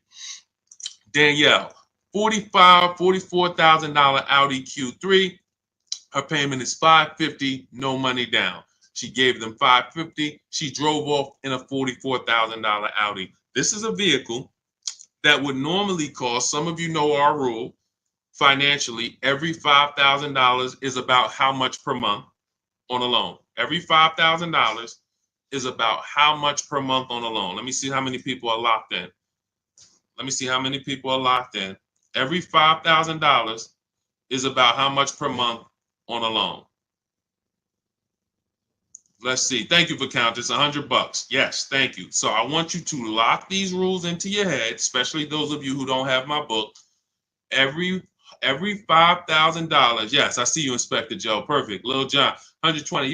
If the interest rate's high, it could go to 120, but 100 is the good rule to estimate. Kelly, $100. Yes. So $100, which means this $44,000 Audi would cost her about $900 a month on a 5-year loan. Now, that's not even including taxes. That's just the MSRP of the car. Now, her $550 a month payment does include taxes. So if we were to add up taxes, but I'm just saying, let's say she got a discount. Let's say if the taxes were $3,000, let's say they took $3,000 off the car. We're being generous. Her payment's still $900 a month for 5 years. If she took a 6-year loan, maybe she's $800 a month. She's paying $550 for her lease. Let's keep it going. Let's keep it. See, I'm going to prove to you that if you were supposed to lease, based on the fact you're not keeping your cars 8 years, but you bought, you lost. There's no way to win. That's why most of you, when you figure this out, you're going to be like, Deshaun, should I switch to a lease now? Yes. If you don't have a large amount of negative equity that's going to stop you from switching, you should be getting out of that finance deal and switching to a better finance strategy where you could drive better cars for less money. Look at luxury cars. It still applies. This is Kimberly. Kimberly got a Maserati, $91,000 vehicle. She got it for $944 a month. That's a 1% lease. Her payment is 1% of the MSRP. Now I didn't create the 1% rule. All the savvy leasers know about the 1% rule. If you can get a lease deal 1% of the MSRP or less, you stole a vehicle. That's a steal. Now, what I created was the 1.5% rule to know when you're overpaying for a lease. That's in my book. If your lease payment is over 1.5%, you're paying too much for that lease. It's a bad lease program, or either you haven't shopped around. And we don't go into the dealership and say, get me to a 1.5% lease. That's ridiculous. That's like saying, get me to if Kimberly went into the Maserati dealer and said, get me to 1.5%, her payment would be $1,200 a month instead of $900 a month. So it's key is understanding the range where all right, 1.5 is the max where that it makes sense to lease that vehicle. And then anything lower is just better, more and more value. But there's a lot of 1% leases. Greg has a 1% lease, $527 a month on a $56,000 Kia EV6. You saw Zafrina. Look, Jen. Now, this is a higher mileage lease. We had a couple people on here. You typed in HM. I asked every high mileage driver, if you drive more than 18,000 miles a year, type HM into the comments. HM. We had a lot of people type HM. Now, she drives 18,000 miles a year because there's a myth out there. I know all the myths about leasing. Deshaun, I thought you couldn't lease if you drove a lot. Okay. We have leases that you can lease literally most cars up to 30,000 miles per year. I see you, Kelly. So when you look at this, Jen, we always shop our leases with 12,000 miles per year. That's how we get our offers. In my book, I teach you how to connect with 25 dealers online in 20 minutes. Our entire shopping process to get below market leases takes no more than 90 minutes. First timers, though, give yourself 3 hours to work the process and to get bids, new cars, used cars, leases. But when she gets these offers, she gets her $39,000 Honda CR-V hybrid, $512 a month. That's a 1.3% lease. Once she got her best offer, she found a dealer. We use a system. I created a system called the 25 to 5. We connect with 25 dealers to get 5 offers. Because as I said, which you'll see when you use this, 8 out of 10 dealers, 80% are overpriced. There doesn't matter how much you negotiate, they're not going to beat the lowest price. That's just what they do. If they can't make a bunch of money selling the car, they won't sell it. And that's okay. We don't care about the 80%. We just buy from their competition. We find the 20%. So she gets her $512 a month lease, and then she had them adjust it from $512 to 18,000 miles a year, and it's $563. For $40-something, $45 more a month, she goes from driving 12,000 to 18,000. And that is, it's not being a high mileage leaser, unless you have no negotiation, unless you have no shopping strategy, being a high mileage leaser doesn't result in, I'm paying $200-$300 more a month than what I would get. All you're doing is adding a couple more dollars for your high mileage after you've already shopped your best deal, and you can drive as much as you want. Jen can drive her 18,000 miles a year, drop off her Honda after 3 years. If she bought that Honda and drove 18,000 miles, think about how much she'd be depreciating it. In 3 years, she got 56,000 miles. 4 years, she's got 70-something thousand miles. Think about how much that Honda would depreciate in 4 years with 70,000 miles. She's paying $563 a month. She'll drive it for 3 years and go do it again. She's never tying up her money in this vehicle. Not to mention, if she bought that vehicle and did a no money down deal like she did on her lease, $40,000 vehicle, taxes, everything, she's paying $800 a month plus. And she's going to have negative equity because she's depreciating it too much. So these are the principles. The first step, when you said, how do I start the process, Emily? First step is, how many years am I keeping the car? I call it the most important question. That's why it's first. If your answer is 8 or more, we're shopping for a below market purchase. A below market purchase could be a new car, could be a used car. If your answer is less than 8, I'm shopping for a below market lease. That's how you start the process. Step 1. All right, go ahead, Dolan. Next question. That's why I'm thinking of a 2-year lease. Now, 2-year leases, you only get them if they're advertising them. They don't design leases for 2 years because they want the cars back usually in 3. So 2-year leases usually don't have a good program, no support, bad residual values. They don't want the vehicles coming back in 2. They want them back in 3.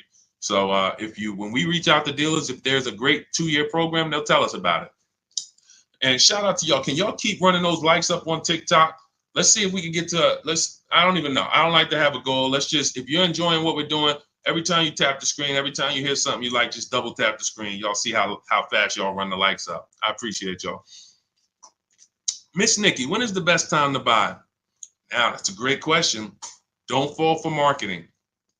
Dealers have convinced you guys, and again, as a former Mercedes salesman, former General Motors salesman, I'm telling you from the inside, they've convinced you that the best time to buy for them is the best time to buy for you. The end of the month, best time to buy for a dealership, because we imagine, we got a lot of people here who, you're professionals, you're in business, and you work in the market. Imagine a business, right, where every single weekend you were going to get a ton of people, almost without even trying, because something had happened where they thought they were somehow going to get something better that you couldn't offer another time. That's just the way it goes. Like, somehow Friday comes, Saturday comes, it's a line. Now, hey, holiday comes, it's a line. Now, this is great for the dealership, because it's work you don't have to do. You don't have to spend a lot of money on advertising at the end of the month. You don't have to spend money on advertising when it's dead, because you're like, all right, it's nobody in the showroom. We need to get some customers in here. But Miss Nikki, when you ask the best time to buy, let me explain. I want you to lock something in your mind. What a deal is. A deal is when the dealer doesn't really want to make it. A deal is not when a dealer says, send me all your people, I'll give them the same deal. A deal is not when the dealer says, hey, we threw in the floor mats and we threw in a warranty for you. That means they had a lot of money left. A deal is when there's no money left to throw in anything. The deals that I've made that I remember that was so good for the customer, but bad for us as the dealership. Now, I don't mean bad like we lost. I mean bad like we didn't make any money. We didn't want to repeat them. And I've had to tell the customers, listen, my business runs off referrals. I would appreciate if you refer friends and family to me, but do not tell them what you're paying, because I might not be able to repeat this deal. I can't promise you that I could repeat this. We don't want to do another deal like this. We'll do the best we can for them, but we can't repeat this. That's a deal. How do we get those? Whenever you see these people that I named and you see these prices and you see these discounts, Milligan got $27,000 off, Kimberly gets $20,000 off her Maserati. Tiffany Tiffany gets a Mazda. She got $6,500 off. Look, $44,000 Mazda. She saved 15% off the car. Brand new car. Dealers don't want to make these. These are deals. This is why commercials will never be deals. I want y'all to really, really lock these things into your head, because, again, it's smoke and mirrors. It's a fun house. It's a beautiful thing if you own a car dealership. It's a great business because the market's been programmed for decades. It's a fun house. We're going to come in at the end of the month. We're going to come into that. But think about this. Let me ask you a question. Sit up, get to your keyboard. I want to hear answers. When are you more desperate to make a deal? When are you more desperate to take off money and say, look, by any means necessary, I want to sell a car? When the showroom is a zoo and there's 200 people in here and there's balloons and you just ringing the bell, man, how many cars we sold today? 28. Wow, okay. Or when there's no one in the showroom. No one in the showroom, haven't sold a car all day, it's 6 p.m. When are you more desperate? When the showroom's full or empty? Full or empty? Full or empty? Showroom's full or empty? Thank you for Countess. Empty. Empty. Thank you, Nisi. Empty. Kelly. So I can't answer your question properly, Miss Nikki, without giving you the mindset of what a deal really is. And once you see that When they tell you to come is for their benefit. Why would I give you a huge discount when there's two people behind you who want the same car? So I really didn't tell you when the best time to buy is yet, but I told you when the worst time is. It's a gamble. If you're in there and you're looking at a bunch of cars and you got people all around you, could you possibly get a desperate person? But there's no desperation vibes there. There's no desperate energy. There's no, yo, we really need to. And you know how they'll fake it. And unfortunately, and again, I don't mind telling all the dealer secrets because I don't like the industry. I don't like what the industry did. The 20%, we're the 20%. We're the honest people. We care about our customers, but we let the wolves eat the sheep. We let the wolves put grandmothers and single mothers and middle-class families into high payments that they know they couldn't have. People charging them over list price. What happened during the pandemic was criminal. $10,000, $20,000 over list price, $5,000. Those people are buried today. Some of you unfortunately were in that bit. You're buried in your car. You bought a car for 40 grand that today is worth 18. You just bought it 2 years ago and you didn't, you're buried because they overcharged people by 10, 15 grand. That was the final straw for me with what I'm going to actually not hold back from what the industry does. So so that's the worst time to buy. The best time, so you can't control when a dealer's desperate. But when you shop the way I'm telling you to shop, when you use these online processes, whether you do it my way or your way, when you're shopping this way, you want to be positioned for a deal. Let me give you an example about position. You're positioned for when a dealer's desperate. I reached out a couple years ago for my mother's lease. I was shopping for her. She was buying a Mazda CX-5. Now, I reached out in October, 25 dealers. In my book, I use my system, the 25 to 5. That's what everyone who I showed their lease deal or their new car deal, they use the 25 to 5. Connect with 25 dealers. Purchases, leases, doesn't matter. You get big discounts. The best bidder is always going to beat everyone else by thousands of dollars. Now, I reached out in October. I didn't like the deals. I followed up with all the people who had cars in November. Hey, how did the deals look?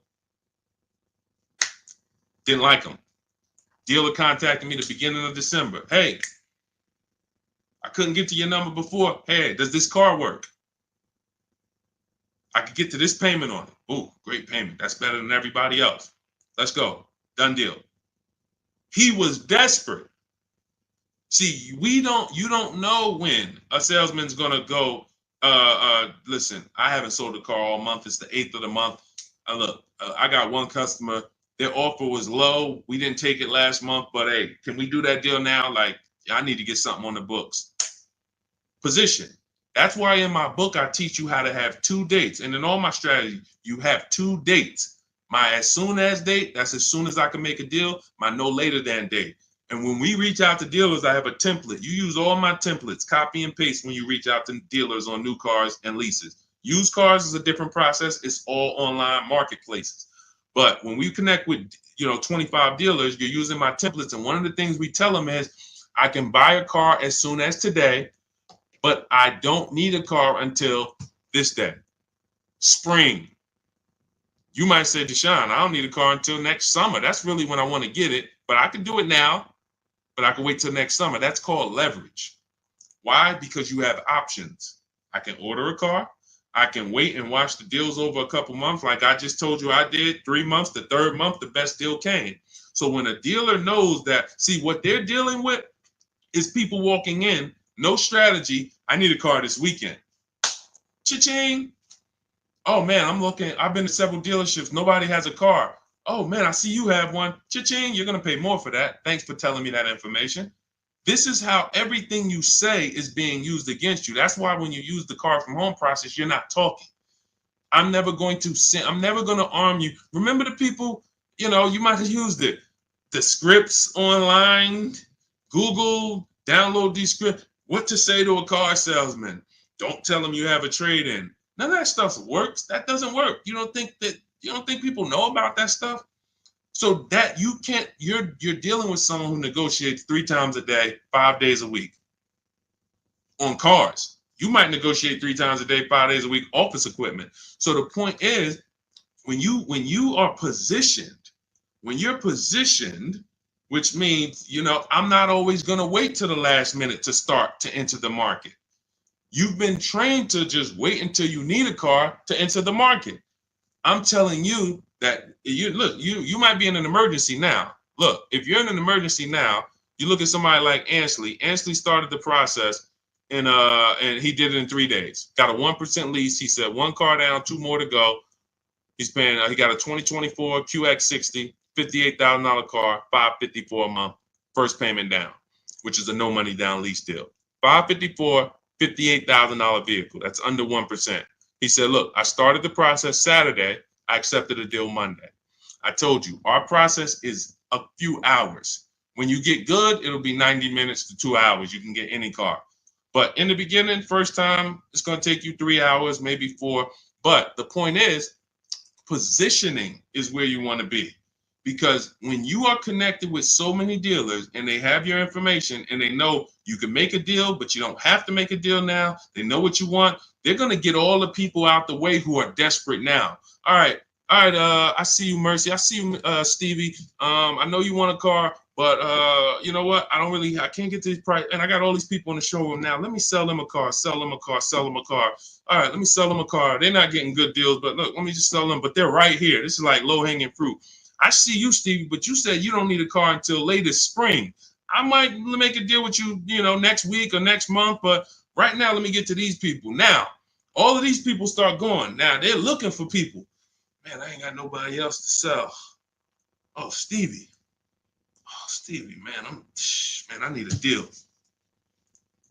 All right, see, they can't give you the same deal they're giving all these other people that's in there with the desperate energy. They're gonna give you the, hey, listen, Stevie, and it's not a phone call. I know I'm simulating a phone. We don't talk to dealers. We don't talk on the phone. In fact, one of the things I do when you get my book is we actually set up a shopping phone number, Google Voice, send it to voicemail, so we never talk to dealership. Again, this is a McDonald's system for car buying. But anyway, hey, connect by email. Hey, Stevie, couldn't get to your number. Miss Anderson, couldn't get to your number before. Can we make a deal now? Because I think I spoke to my manager and I think we could get to your number. Desperate. Call me. Who wants a dealer to reach out to me when you're desperate? Type me. Type me if you're like, yeah, I like the idea of a dealer reaching out to me when they're desperate. That's what we do. That's positioning. I see you, Emily, Jeffrey, Robert. That's the name of the game. Okay? So if there is no purpose, you can't time when a dealer is going to be desperate. You can't time, but again, we didn't talk about the best time to buy a car because there's no best time. Again, you can't time that. You can only be positioned on the market to know. And it's a different strategy with used cars. So that's a different strategy. We get positioned a different way and we watch the market with used cars. But you know the worst time. Everyone who's been on here for the last 10 minutes, you now know the worst time to buy a car. Let all the people who want to go in there on Labor Day, go fill those showrooms up. They're going to serve y'all donuts and bagels until and keep you from leaving. Keep you from leaving, but you're not getting deals. There's no desperation there. We got a line of people. This is time to make money. People doing their most numbers. Hey, how many cars you sell today, man? I did 4. 4? Man, I almost got there. I got 3 though. This is a money-making day. This isn't. You want the salesman after you get your car to be like, dang, I ain't make nothing on that. Make it on the next person. Not us. So this is all what Cars from Home is about. My new digital book, Cars from Home, 7 Steps of Saving Time, Money, and Avoiding Dealerships, teaches you my exact system on how to get below market leases, below market used cars, below market new cars, step by step. I walk you through a 7-step process. Step 7 is delivery. And it's front to back. Everything's accounted for. There's no guesswork. You're not coming up with your own ideas. You bring your goals. You use our strategy. You don't need to bring me your strategy. Leave your strategy out there. Bring me your goals. Deshaun, I want this used car. Okay, use this system. I want to lease this. Use this system. And we can even talk about the stuff selling leases. Selling leases. A lot of people didn't know you could sell leases. That's all. So there's stuff in there. You're gonna be like, whoa, what are you talking about? I could sell. I might be able to make money on this lease. That's a bonus. You mean to tell me I might get a bonus out of this? I could sell this. So all in there step by step. But you can get your copy for it's normally $97. You can get your copy for $24, which is 75% off. That's my welcome offer.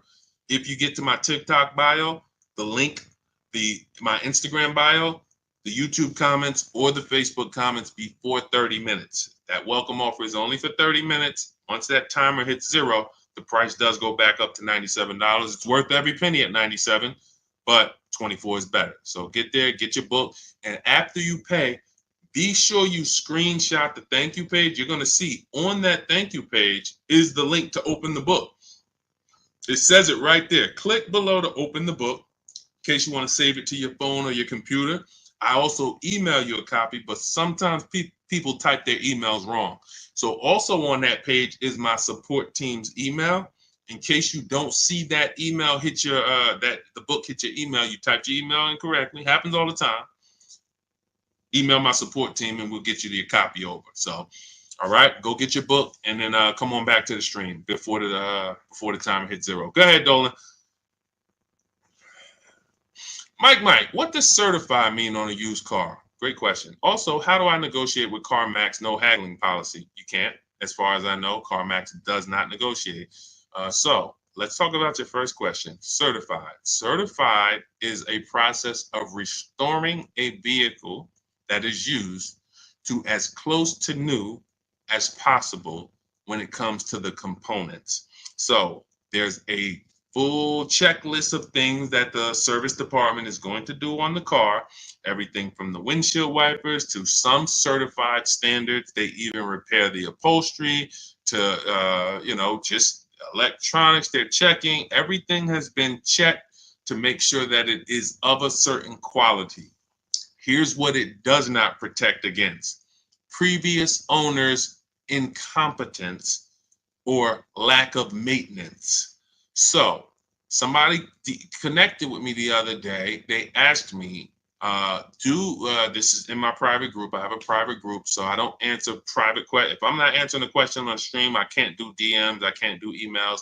But they were looking at this car and said, this car, one of the things that is a non-negotiable, remember this. If you have my book, you don't need to remember this. But non-negotiable when buying any used car, service records. We must see a Carfax. We must see service records. That is the biggest indicator of it. Well, there's one more indicator, but this is the actual biggest indicator is the DNA, what I call the DNA of a car. Certain cars have a history of the transmission going at 80, 90, 100,000 miles. You have a high chance of the transmission going at 80, 90, 100,000 miles. It's public record. We do a search. It takes us 5 minutes. Every single car that we are considering buying, you have to check the DNA of the car. With this search, we go to Google, we type in the year, make, model, initial quality, year, make, model, reliability, year, make, model, longevity. If we're buying, if we're leasing, we don't need to check. We don't need to check longevity. And we're skimming Google. That those first couple pages, we skim those Google articles to see if there's any bad data from the third-party sites, below average reliability, transmission issues, engine issues. We're going to see that.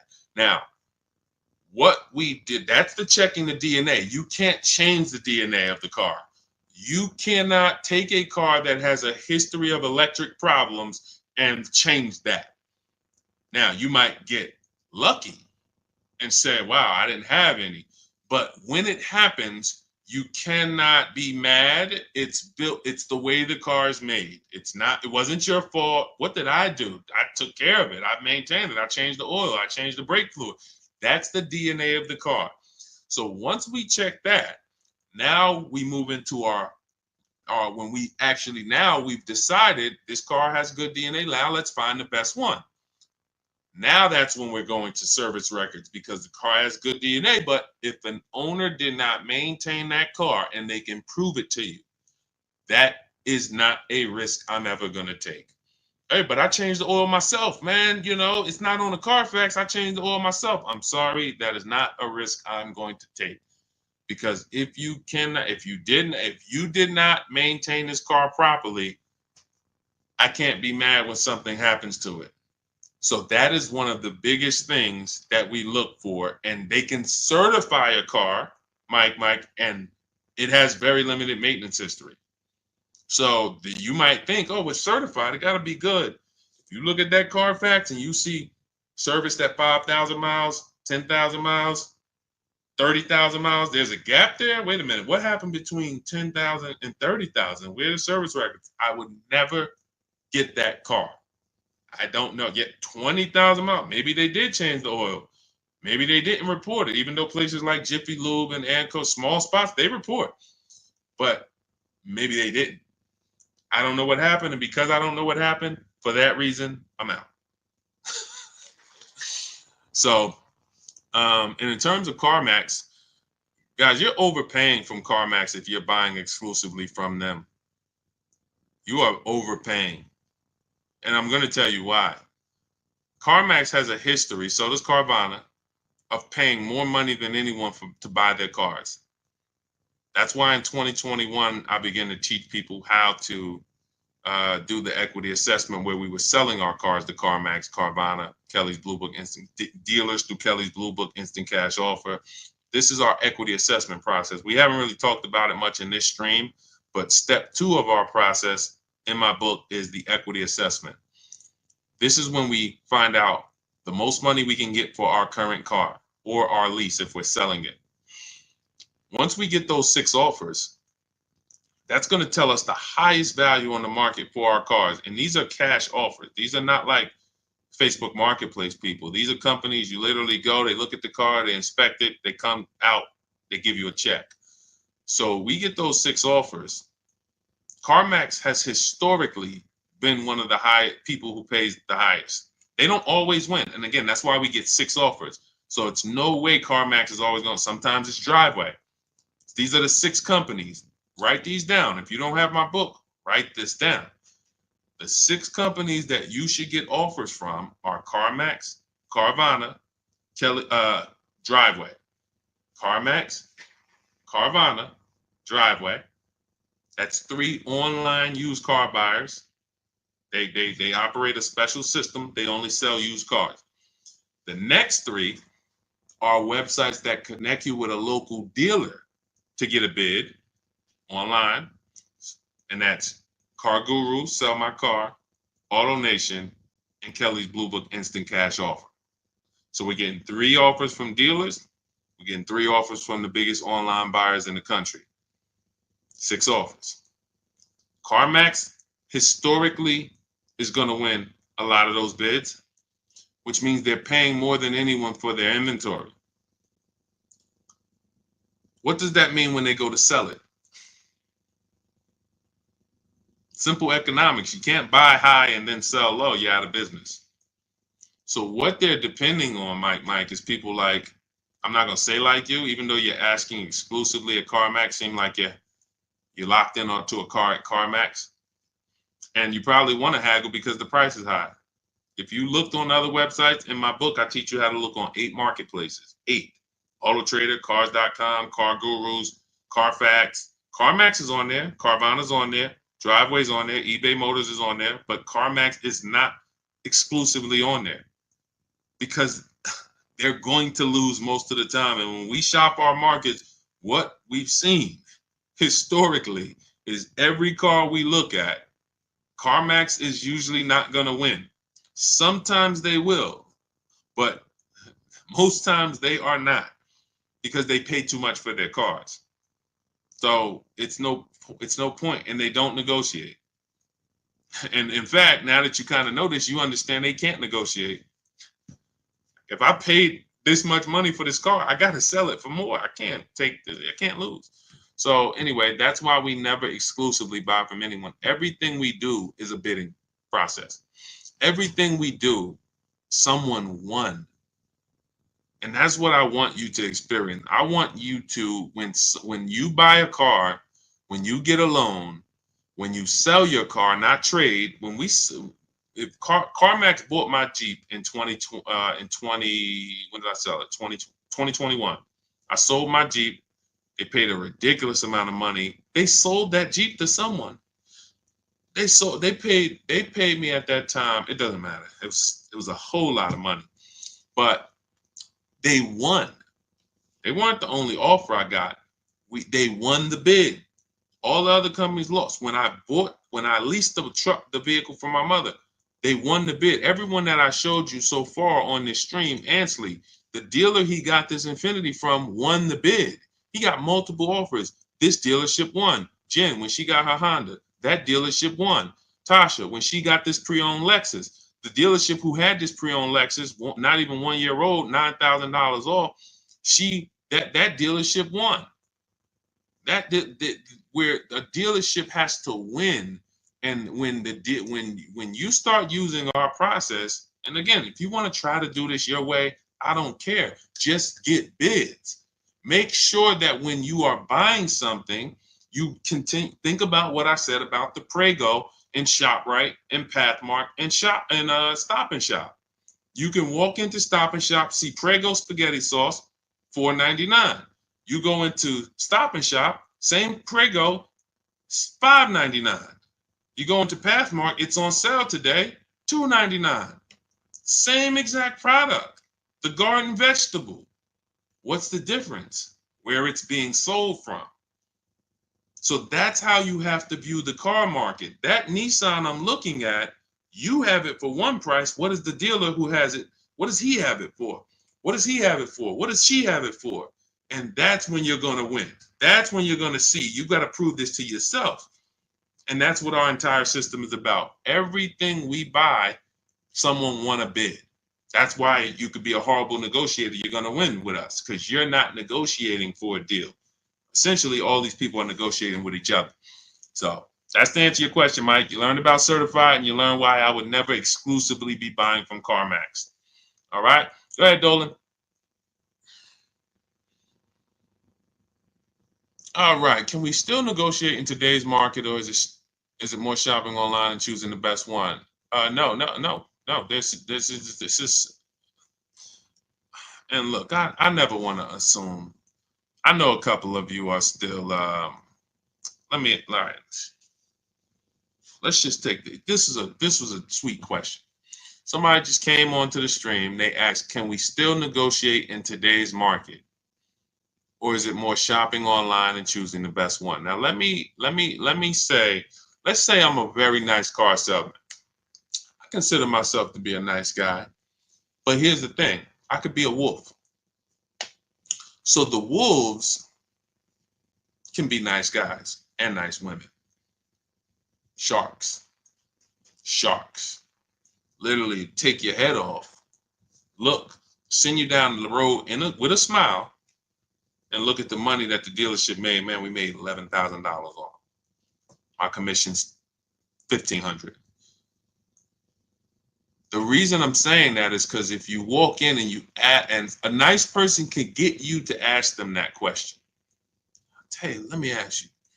You seem like a nice guy, Deshaun. Let me ask you, man.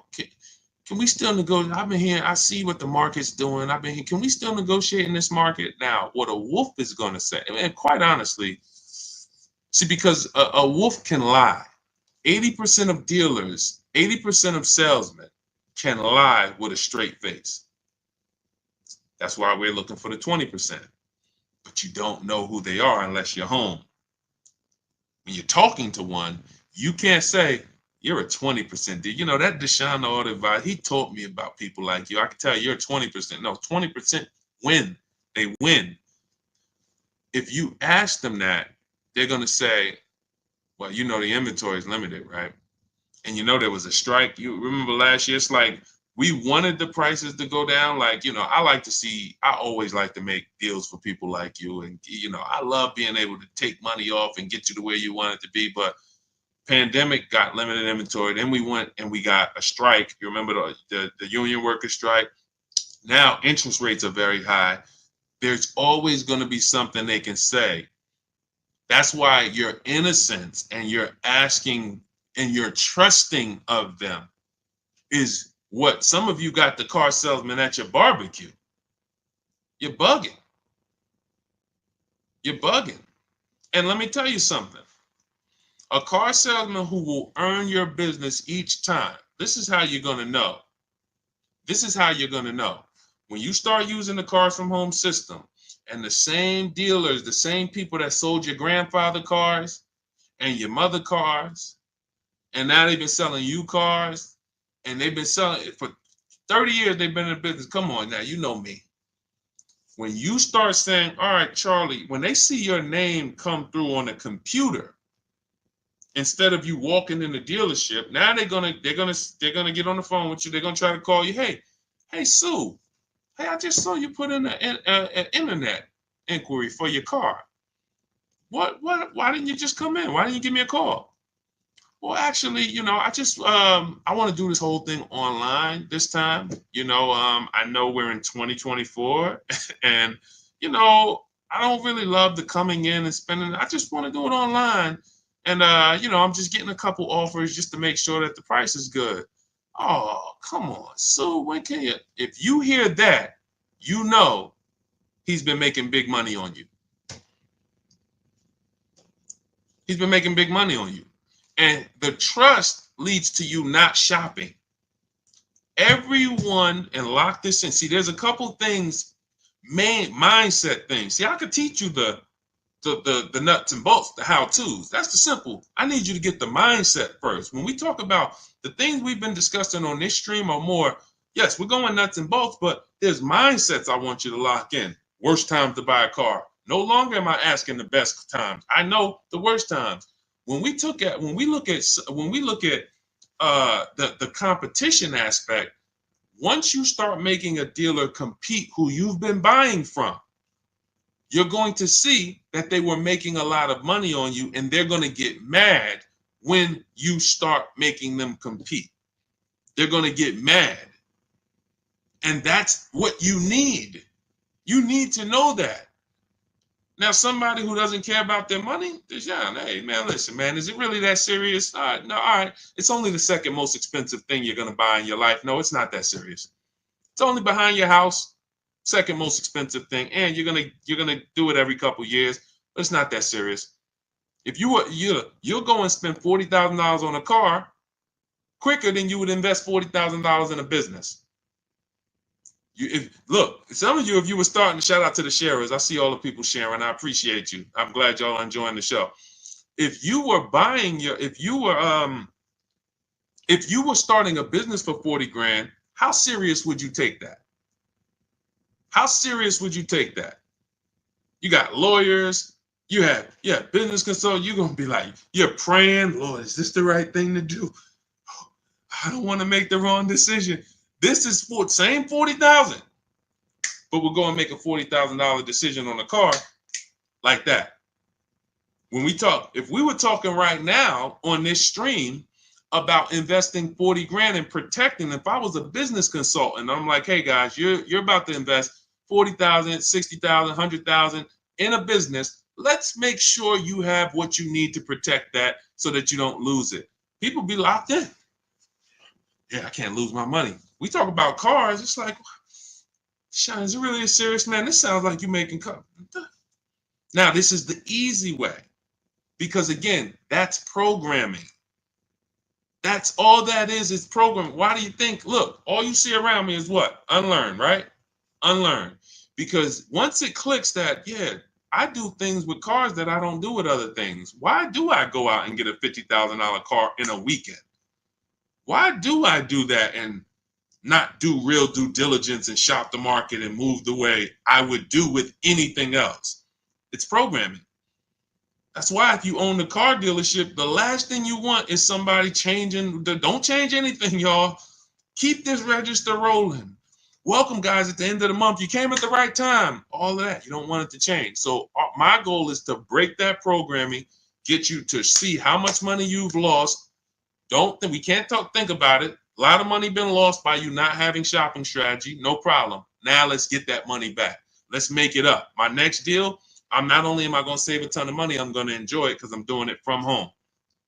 But absolutely, we can negotiate in today's market, but we don't negotiate one-to-one. We negotiate one-to-many. One-to-many. That's called getting bids. That's the name of the game. And you can see the money that you can save and that you will save on every single car from now on is going to blow your mind. And you'll be like, look, I think, who was it that says Teddy. Teddy said, look, I will never, this post is a bit wordy, but I'm too pumped. I will repeat, never lease another vehicle any other way. Now, if he had bought it, he would have just bought. This is the same system for new cars and leases. Multiple dealers, 25-5. Look, he said, from start to finish, this deal took 6 days. I contacted 25 dealers in 4 nearby states. Look, closed on a 2024 BMW i4 M50, $73,000 vehicle. His payments $856. $73,000 vehicle that would normally be about $1,500. That's about $1,500 a month on a 5-year loan. He gets it for $856. Now, the dealer's initial offer came in at $937. He's paying $856. In my book, I have a calculator where you type it in. It sends you counter offers. I told you, it's a McDonald's system. My book is a McDonald's system. But here's the part I want. This is the most important part of why I'm showing you this. Look, if you're on YouTube, Instagram, or Facebook, you can see this. My highest offer during this process from a different dealer was $1,123 a month. Think about the Prego, Pathmark, Stop and Shop, ShopRite. Prego spaghetti sauce there, it's $1, $2, $3 difference. Cars, $2,000 difference, $10,000 difference, $8,000 difference from store to store. But here's another thing. Look at what his closest dealer, my local dealer came in at $986. That's Charlie. That's Charlie that been buying cars from, live down the street. I'm 20 minutes away from you. What do you mean you want to shop around? Come on, how many years you been buying cars? His closest dealer, $986. If he would have went in there, he would have left $160 a month on the table. You cannot trust these people. Just get out of the emotion. Stop letting them get you emotional, talking numbers in the dealership. Use the computer. The computer is your friend. I'm going to tell you what websites to go to. Everything you need in terms of power is in your computer. This is the internet. If you can't sit at home, if I couldn't help you sit at home, have dealers bid for your business through email, and if you're shopping for a used car, going on websites and narrowing things down and then looking at the market and then pulling the original price. We haven't talked much about used cars on this stream, but pulling the original price of the car, that's step 5 in my system. You can't get a used car without knowing the original price. Let me say that. See, I'm also answering a lot of questions too. See, the reason why I do this too is because I see we'll have daggone 30 questions waiting, right? But I know as I go over some of this, people are like, oh yeah, that was my question. Oh, that was a question I was going to ask. I narrowed my search down on my used Infiniti truck. I bought it about 2 years ago. It was 3 years old when I bought it. So I use in my book for my used car strategy, you're going to follow what's called the multiple marketplace strategy. We're looking at every marketplace for a used car. We hit a little bit about that earlier with Mike. He was asking about CarMax. You never want to shop one used car marketplace for a number of reasons. That's like you just going to Walmart and not shopping at Amazon, not checking Amazon, not checking Best Buy. You're about to buy a expensive item. So when I was when I narrowed it down, one of the things I noticed, and I never saw this before, but I knew it could happen. One vehicle that I was looking at on Carfax had a different price on cars.com. Now, I know how that happened because being in the dealership, when we update pricing on a used car, it doesn't hit every website the same time. So one of the things I'm big on, and I made a video about it, is you never negotiate on a car without seeing it online. So if you're looking at a car on the showroom and they don't have a price on it, that's a tactic. Never even negotiate on that. When you see a used car and there's no price listed, it's not online, don't negotiate on it because it's a tactic. We can make up a price and they'll just start, negotiating off a made up price.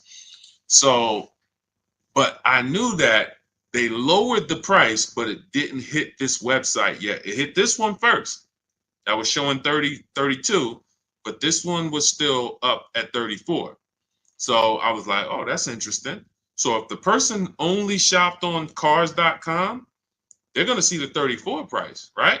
Makes sense? Type $ if that makes sense. This is the reason why we always want to shop multiple marketplaces. One of the reasons. Now, when we narrowed this thing down, a lot of you end up with your top choices on a used car, right? It's pretty much what everybody does. You look, okay, I like these 4. That's where I was with the Infiniti.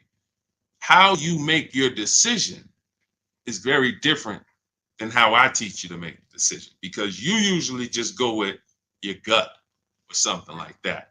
All right, well, these all look good. They got similar miles.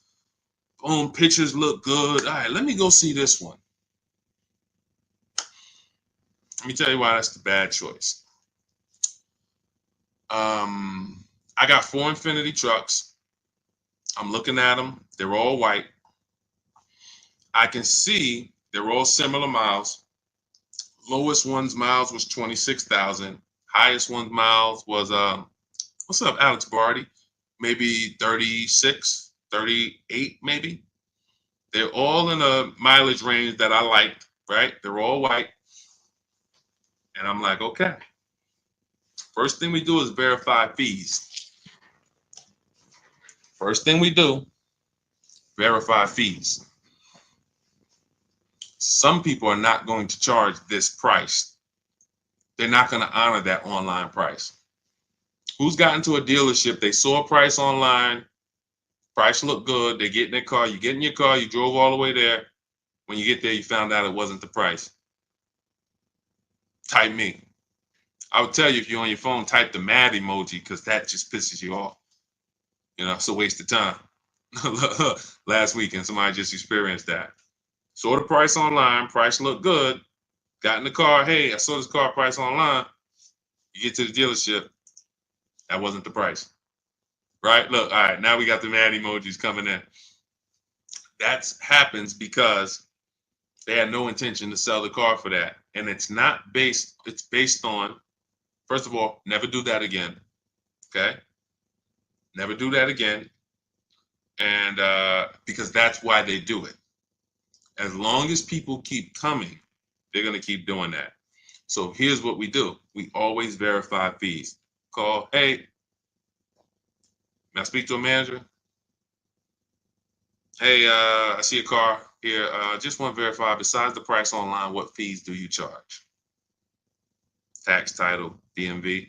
Sounds good. Tax, title, motor vehicle fees. I'm sorry. Tax, documentation fee, motor vehicle fees. Those are the 3 real fees.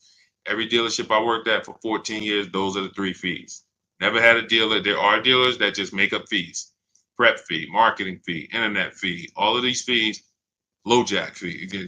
I've never worked at a dealer that actually had made up fees. I think that's an integrity issue, but there's tons of dealers that do it.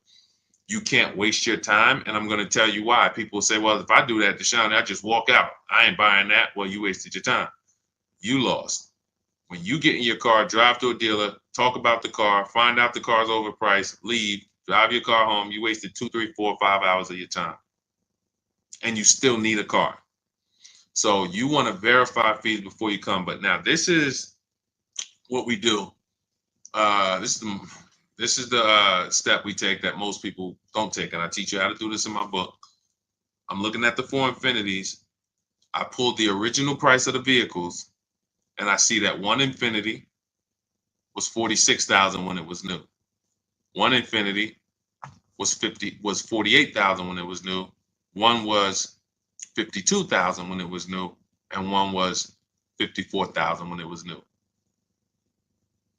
Very big difference. See, if you bought a used car in your life, type the letter U. Type the letter U. If you bought a used car, type the letter U.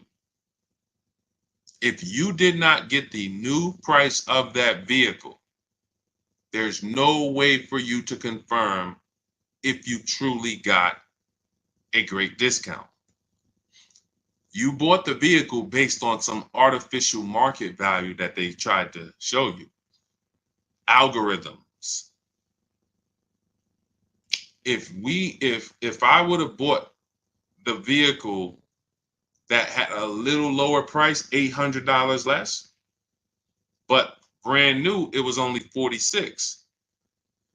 I just passed on a vehicle with $8,000 more equipment in it, $8,000 more packages in it. This happens a lot with cars. You got special packages, sport package, special edition. See, the benefit to us doing this is when those cars come in, the owners don't usually get the most money for them. The dealers usually pay less because you get a person who had all this nice equipment in their car. When the dealer trades it, which is why we don't trade, so much we couldn't talk about on this show. Like, we could be on here for 4 hours just and not repeat a subject. It's just, again, that's why the book is there. But anyway, but when a person gets all this fancy equipment, most times when they trade it into a dealer, the dealer's not giving them all the money based on those special packages that they got. They're paying them a little more than what the normal would pay. So when they resell it, they're selling it around the normal price, maybe a little more, but it has a lot more equipment. That's value. When I bought this Infiniti truck, it was around the same prices of those other 4, asking price, but it had a lot more equipment in it, which means it was more value for me. That's the name of the game. We never buy a used car without getting the original window sticker.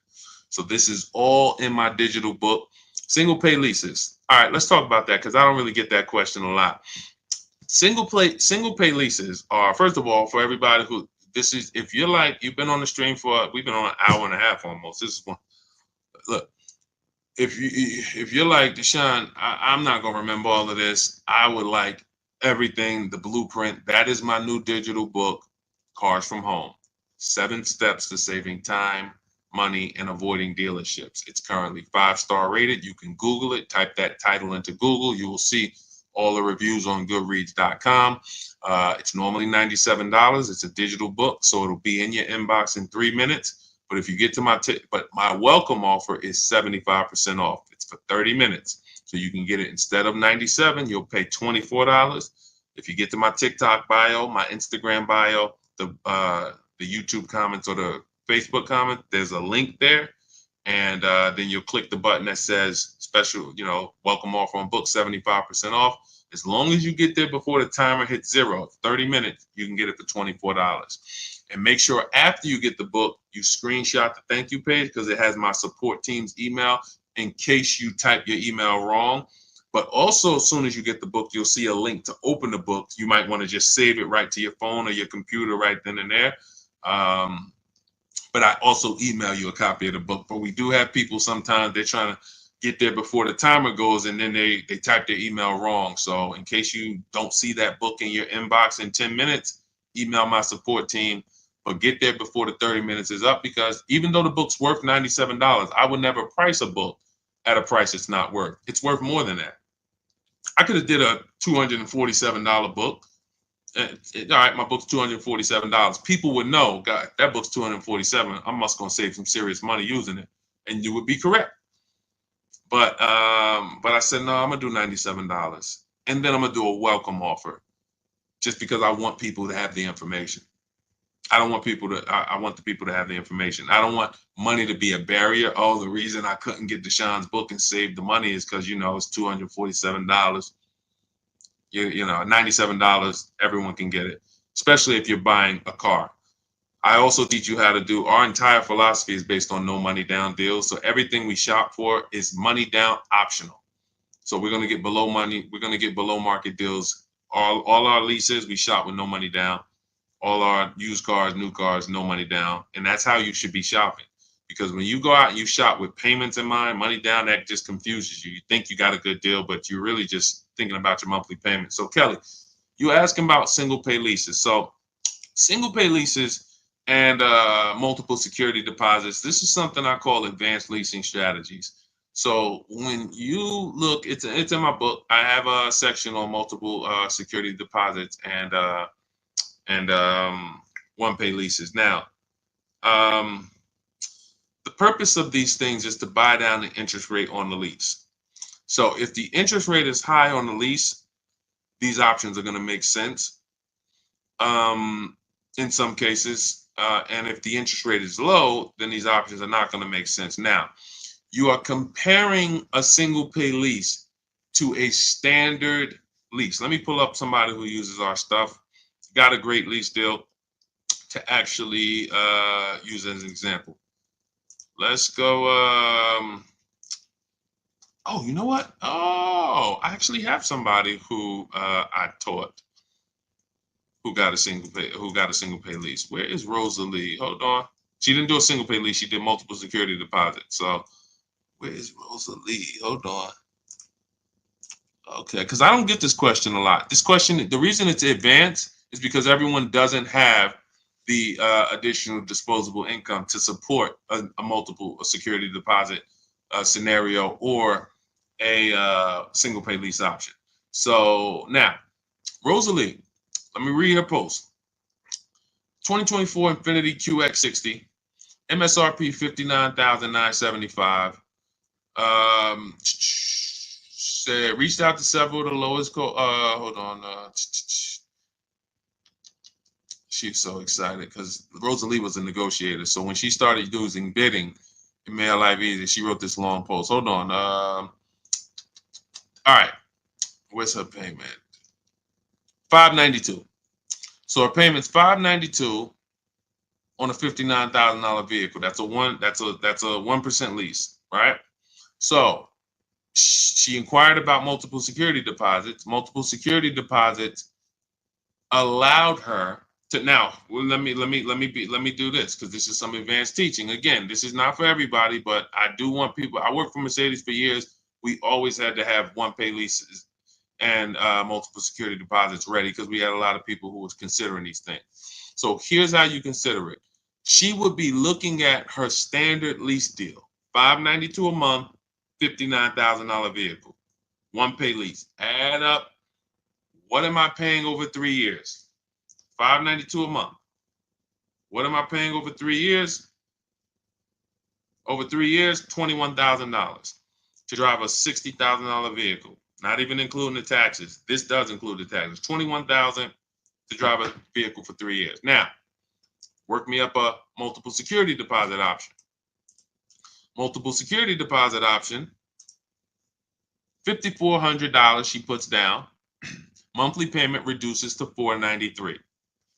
Okay, so I'm going to let you hold $5,400. You are going to now use that for 3 years. I get it back at the end of the lease. This is the same thing with a one pay lease. You're paying all this money up front. They're holding that. They're going to invest it. It's their money for 3 years, but it's in the contract. It comes back to you after. Now, $493. Now, she's giving them $5,400 and her payment's going down from $592 to $493. Let's call that $100. So $100 a month times 36 months, $3,600. So in exchange for me letting you hold $5,400, this is what I'm getting back in terms of net money. This is what I'm saving. See, because if I don't do this, now I'm paying $592 a month. $592 is more than $493. So if I let you hold this, I actually get this back. Now I have an advanced leasing calculator where, if you get my book, if you have my book, because again, these things are proprietary. Like these are our intellectual property. These are our proprietary things. These are the things my members use in Cars from Home that shop with me. I have a calculator I invented that you put the first offer in, and then you put the one pay offer in, and it tells you if it's worth doing. It tells you the return. You're comparing the return. That's all that matters. With a multiple security deposit scenario or a one pay lease, how much am I getting for letting you use my money? How much net money am I saving for letting you use my money for 3 years? And that's how you view it. Now, in some cases, it doesn't make sense. You'll see, all right, my payment's only dropping by $20 a month for letting you use almost $5,500. That doesn't make financial sense. That's how you weigh it. That's how you weigh it. Great stuff. I don't get to talk about that much, but I'm glad you asked that. So, yes, you will get that money back at the end of the lease. Absolutely. But you're comparing the return. You need to shop the original offer first and then look at what is my offer with it. Oh, you bought the book this morning. Okay, so do me a favor. Send me an email to the book, to the link you got. Do me a favor, because who will see this? If you send an email back to that book, then Sandra should see it, and just say Deshaun told me reach out for the advanced leasing calculator. Because again, I don't think I have it in my book. It's in my class. I have an online class where I teach this, but just send an email to the same email that you got the book, and I'll send you the link. And then all you do is just get your offers and then get the offers afterwards with the one pay lease, and then just put them into the calculator, and then it'll tell you if it makes sense to do. Okay, a lot of stuff that I've made, I just wait till y'all see what's coming. Anyway, the people who are with me early, you understand, you'll know early, but Cars from Home software will be launched very soon. We built 7, in my book, I have 5 calculators that we built. Like, I can't even sit here. These are calculators that you'll be like, yo, the perfect budget calculator. I don't see this on Google. It's not on Google. We invented it. The counter offer calculator for purchases. We invented it. The true value calculator. You put the original price of the MSRP of the used car and then the asking price, and you compare it. That's the true value discount. That's how we shop used cars. So I can't tell you everything that's in the book. It's like, I could tell you, like, I told you, like 20, 30, 40%. You'll see it and be like, wow, it's like, there's tons of surprises in here. I'll link you to videos to watch this. Anyway, this has been one of our longer streams, but I think it was good. Everyone who, you enjoyed it, I'm glad you were here. I'm glad. I hope you got, if you were locked in, you got value, because we went over so much. But a big part of why we have to do things this way, in my book, I have different paths. We're talking to different, you have a different profile than everyone else on here. You're leasing right now. That's a different profile than the person who's purchasing. That's a different profile than the person who's purchasing and needs to replace their old car. That's a different profile than the person who's purchasing and they're a high mileage driver. That's a different profile than the person who wants to pay cash. So my book is set up in a way where it's paths for each person. If you're leasing, you're not reading about pre-owned cars. That's just going to confuse you. So you pressed it. It keeps you on a path. You're on a certain path. But we're answering questions based on everyone. It's not just you. 20 other people in different scenarios. So that's the reason why one size fits all car buying advice will never work. All of y'all should be doing this. You'll very rarely hear me say that.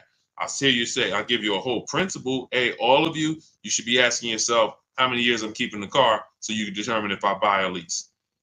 That's a question we all ask, but the answers to it is going to put us in different categories on whether we buy or lease. And then whether we buy, should we buy pre-owned or new? So you need custom strategies. That's what Cars from Home is. It's custom based on your scenario, a specific path for below market leases, below market new cars, below market used cars, high mileage driving strategies. There's two short-term strategies for high mileage drivers: a below market lease, high mileage lease. We talked about Jen earlier, or there is a strategy we call 2 cars, 1 payment, where you buy 1 car, you shop for a car, your first car, you pay it off, and then you go lease your second car. You have 1 payment, but now you have this car that you put your mileage on. It's kind of going to get old over the 7 to 8 years, but you got your new car that you're rotating, and now neither one of those cars you're putting a lot of miles on. You might do 12,000 on the lease, 12,000 on the old mileage car, and now you got 1 payment and 2 cars. One is a nice car. So these are things that, it's custom. That's why people win with what we do, because it's not a blanket approach. So all of this is in my new digital book. You can grab your copy for 75% off in my TikTok bio, in my Instagram bio, in the YouTube comments, or in the Facebook comments. Click those links and then click the button that says 75% off my new book. It's already 5-star rated. You'll have it in your inbox in 3 to 4 minutes. And make sure after you pay, as long as you get there before 30 minutes is up, you will have a 75% discount. You won't pay $97. It'll be $24. And after you pay, save the screenshot with my team's email, because in case you type your email wrong, you have my support team's email. So, all right, I'm gonna check out. This is one of our longest streams, and I need to eat. I need to get some. This water is not doing it for me. So, grab your book. Continue to unlearn. I want you shop empowered. Step out of the old way. Trust the process. This is McDonald's here. Do not bring your strategy here. Leave your strat, bring your goal. That's all. Get your book, bring your goal, forget the strategies there. This is the McDonald's system. It says the fries, beep, beep, take the fries out, put 2 shakes of salt. Shake, shake. That doesn't mean 3. People will be, hey, Deshaun, I went to this website. I got the book. I went to this website, and it says, I looked at the lease deals. It says I need $3,000 down. When did you hear me say in the book, go to a website? Oh, you're right. Yeah, you're right. That's okay. Everyone, you just unlearn. Trust the process. You're bringing your old over here. You can't mix old with new. You can't mix. Look, Jesus said you can't put old. You can't put old. Old wine. What did he say? New wine and old wine skins. Don't mix. So when you come to our way, leave everything you learned about shopping at the door. This is guaranteed. So thanks for chiming in. I'll see y'all on the next stream. God bless you.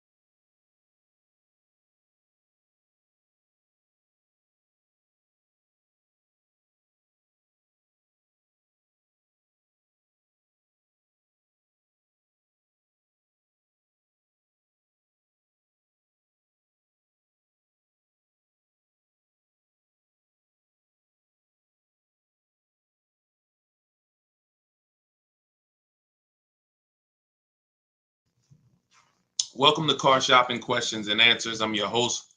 I'm known as Deshaun, the Auto Advisor, publicly. If this is your first time ever joining a stream or seeing me, I want you to type a 1 in the comments. Welcome to the first time people. Welcome to the first time people.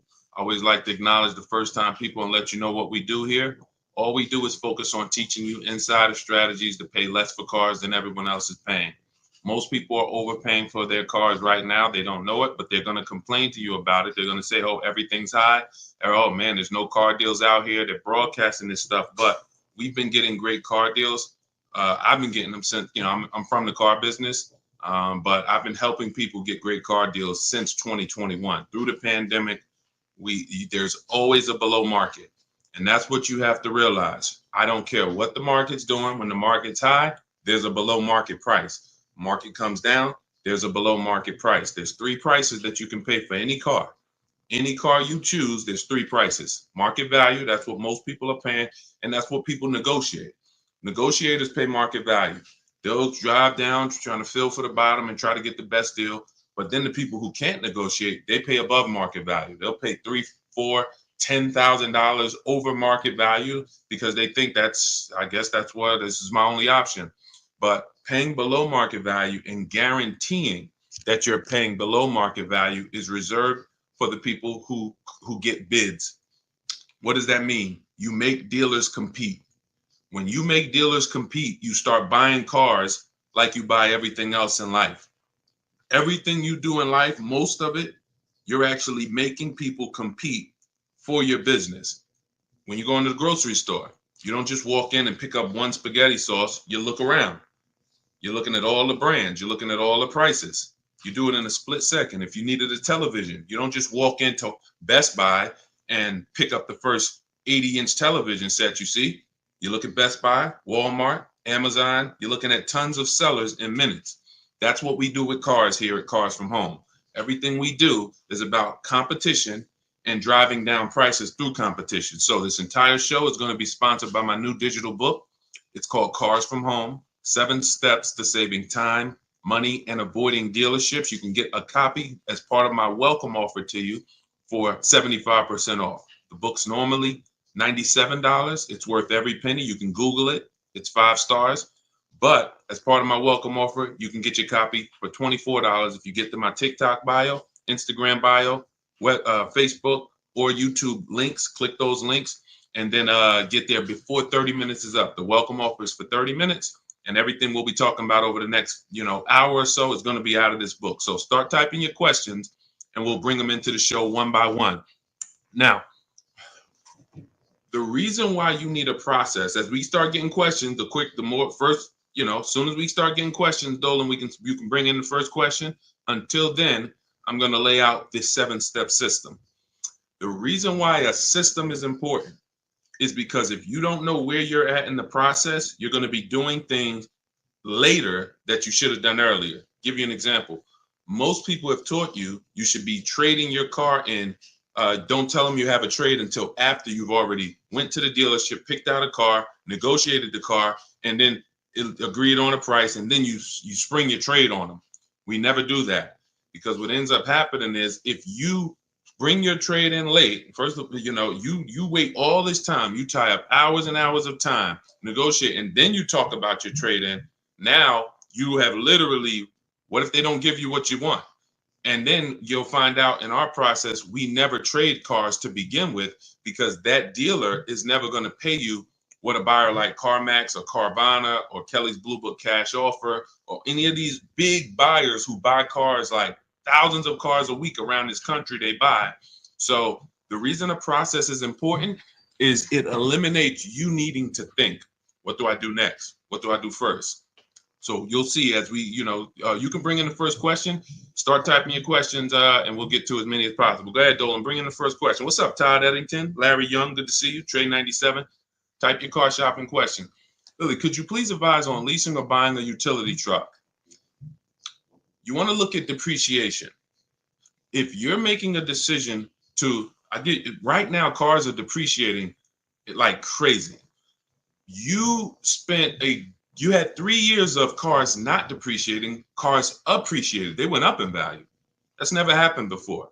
So all through the pandemic, people's cars were going up in value.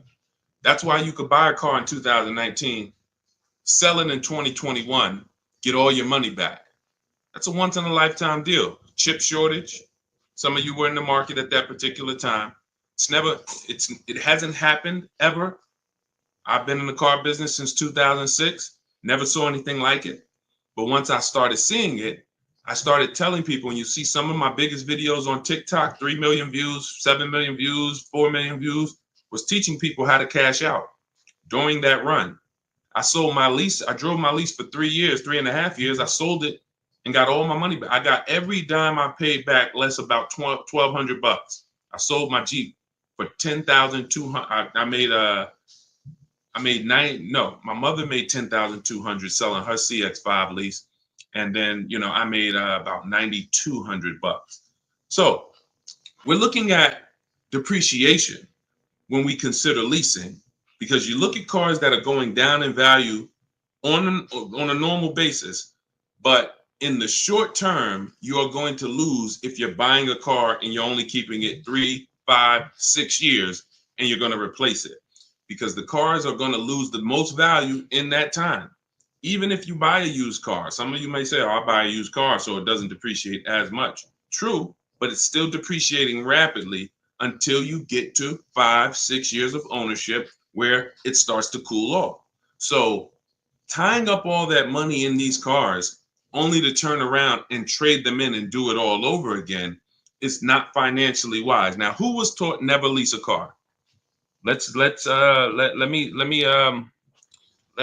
kind of address, because as soon as you ask this question, Billy, you don't realize you sent a lot of sparks through anyone watching, because they automatically said, well, I'll never lease a car. They don't realize that they're overpaying like crazy because they're taking bad financial advice that's not tied to any numbers. They're listening to people who never explain leasing, never explain numbers, and never understand below market leases. So when you see these commercials that say, come lease this car with $4,000 down plus tax and fees, that's not a below market lease. That's a lease that it's really little to no value. Let me show you what an example of what a below market lease is. So look at somebody like Greg. Greg leases a Kia EV6 Wind. It's a $56,000 vehicle. He's paying $527 a month. No money down. So now you might have saw commercials and thought, in order to lease, I got to have money down. All we do is shop for leases with no money down. That's all we do. Look at Taupe. Taupe got her $54,000 BMW, $690 a month. This is normally an $1,100 a month car. A $54,000 car is normally $1,100 a month.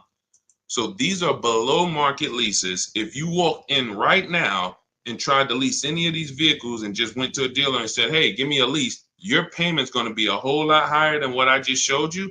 And I'm going to be showing you more lease payments throughout the next 45 minutes so that you can understand. If you walk into a dealer and say, get me here, they're going to say, oh, no, that's ridiculous. You need $3,000 down and this and that, because they're offering you a market value lease or an above market value lease. So the key to understanding leasing versus buying, Billy, is you cannot compare buying. You should only be thinking below market. If I get a below market lease, is it better than a below market purchase for me? And the key to understanding this is how long you're going to keep the car. If you can, I have a rule in my book. It's step 1 in my book. My book is 7 steps. Rule number 1 is the most important question. How many years are you going to keep your next vehicle? If it's not 8, then you should be shopping for a below market lease. It's not even a question, because you're going to pay thousands more than a person who's getting a below market lease over an 8-year period. Now, if you keep your car at least 8 years, you can start to win. But if you're keeping it less than that, a person who's getting below market leases is blowing you away. I leased my first car when I was 22. I went to work for GM, $256 a month, Pontiac G6. My second lease was on an Infiniti G25, 320. I want to say it was 320 something a month. It was 2012, so I don't remember it exactly. But then I leased an Infiniti Q50. As soon as it came out, the Q50, beautiful car, 2014. I got it for my wife. It was $340 a month. I want to say around $340. This was a $43,000 vehicle, 44. Then I leased I leased 3 Q50s in a row, 345, 365. I think my highest payment was like 370. I never paid anywhere close to 4. And I'm driving $45,000 vehicles. So I was already convinced, not just because I was in the car business, that leasing allowed me to drive way better cars than people were driving for a lot less money than they were paying. So It's not a matter of, it's a matter of how long you're going to keep the vehicle. Now, you could ask a couple more questions because you're getting a utility truck. If you're going to beat the truck up and like you're going to be throwing cement in it and doing all types of stuff, then maybe from a financial standpoint, it might be better to buy. You can ask a follow-up question and then we'll go deeper. Go ahead, Dolan. Keep typing your questions, everybody. We're live on Facebook, Instagram, YouTube, and TikTok. So if you type your questions, we'll try to get to all of them, but you need to type them. What's up, Jess? What's going on, Minty? What's going on, Arthur? Good to see you. Renee, a lot of people tapping into the show. Good to see you. Brian Wynn. When you buy a vehicle, you pay doc fees. I paid a vehicle off and didn't receive the title. I had to pay for the title when I already paid for it in the doc fees. Well, doc fee takes care of administration in the dealership. It has nothing to do with motor vehicle fees. Your motor vehicle fees is what you paid, which would be your registration, your license plate, and your title should be included in that. Usually the only time you're paying a title fee to get the title is if the title was lost. If the title wasn't misplaced, then I can't understand that. You would normally just, because the bank holds the title. So it's literally the bank holds the title. You might get, depending on your state, you might get a copy of the title with a lien holder on it. But the minute the bank's paid off, you get a release letter. The bank should send the title to you, and they shouldn't be charging you for that. So but listen, banks are not your friends. You know, you're too trusting. I've been in the business long enough to not trust car dealers. I've worked next to wolves and sharks. The problem is you trust car salesmen and banks. You think they're your friends. Yeah, oh, I was at the gym the other day. Hey, I went to my Lexus dealer. Guy that sees me all the time. He knows me from, social media, but he also knows we work out together. And he was like, yeah, I went to my Lexus dealer. I said, you own a Lexus dealer? He said, what you mean? I said, you said you went to your Lexus dealer. Oh, no. Oh, no, I went to the one I bought the car from. That's what they want you to think. Come on in thinking this is your Lexus dealer. Come on, we're your friends. These people are not your friends. So we trust but verify. But I don't know why they charge you for the title. I've never had. I can't give you an answer for that. And you already paid for it. So go ahead, Dolan. See if we got any more. Oh, they said it's a digital title. Okay. Well, you're gonna have to. You know what, Dolan? Hit me in the chat, Dolan. And if you need anything, if you ever hit me in the chat, Dolan, because I see we got a lot of people on, but we don't have a lot of questions coming in. So, I can't look. I can volunteer. Look, here's one thing I can say about what I do here. You don't know what you're doing wrong. And I think that's why when we come on here, what I try to let you know, like I do a class, I stopped doing it, but I did it for 3 years, called Everything You're Doing Wrong, Buying, Selling, and Leasing Cars. We put over 30, we had to put about 30,000 people through that class in 3 years. And they came and they found out every mistake they were doing wrong. And they were just blown. By the end of the class, they were blown away. See, I'm just realizing this as I'm on this stream. You don't know what questions you should be asking. In fact, my first book, you can Google it to this day. It's not available, but it's called The 52 Car Buying Questions Smart People Don't Ask That Cost Them Thousands. To this day, that book has hundreds of 5-star reviews because I'm sitting up here and I'm saying to myself, and this is something that, I'm going to talk about with my team. People don't know what they should be asking. That's why I typically come and I just start teaching and telling you this is a mistake. This is a mistake. You know what? Why don't we do that? Let's do that. Let me pull up this. Let's do something a little different because I realized that years ago. That's why I wrote the book. Let me see. Hold on one second. We're going to do something a little different today. And Dolan, if you do get questions, we'll get them in because I know we're on 4 platforms. But let's do something a little different here with this. Okay. We'll go to some slides here. All right. Check this out. All right, give me a second. But those of you who are tuned in today, you're gonna get a little treat. You're gonna get a little treat. Let's see. Everybody who's gonna spend some time with us, I want you to start lighting up the screen, lighting up the likes, hit the like button, share button. This is a class. We're getting ready to do something. All right, Dolan doesn't even know we're about to do this, but let's do this like this. Check this out. All right, this is the class that over 30,000 people went through, and we can do it like this. I actually want to start. This is everything you're doing wrong, buying, selling, and leasing cars. And let's go. It's a little gift. Nope, it's the old version. Wait, be patient. Patience is a virtue. Because I updated this class several times. But hold on, just give me 1 second.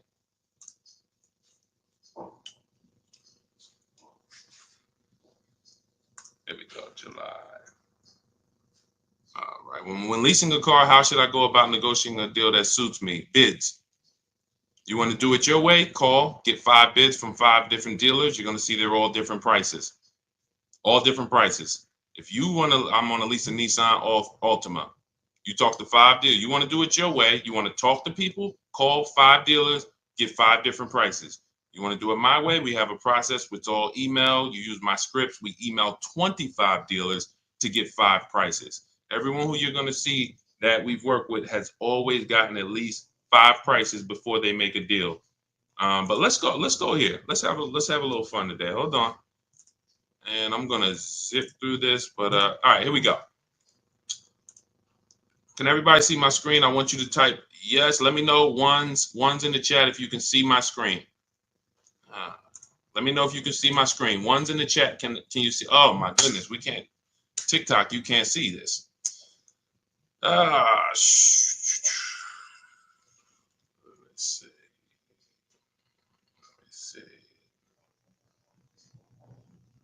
Let me see. Hold on.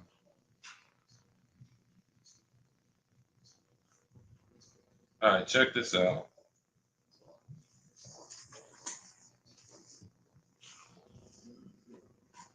Because we do these lives a lot, and I need a. Every now and then we got to change the flavor a little bit. Hold on. I can't do a widescreen like. I'm trying to give you guys the experience, but hold on, Miss Lanice, I know I need a.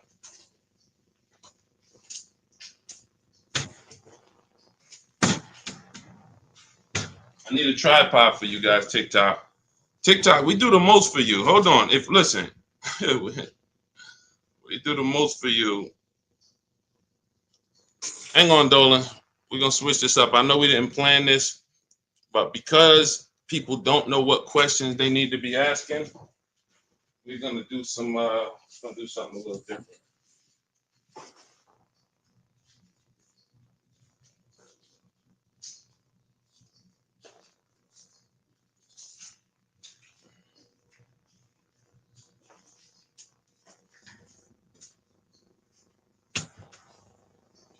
All right. Those who want to learn, stay on the line. If you're impatient, you can jump off. I'm not here to twist anybody's arm to stay with us. I don't care if it's 5 people that stay on. The 5 people will get a treat.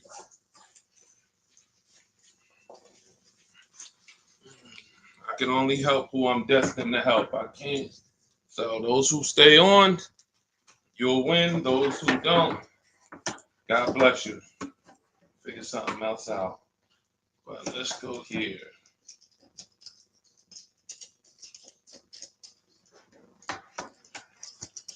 Now, this will not be a live that we ever repeat, most likely. Hey,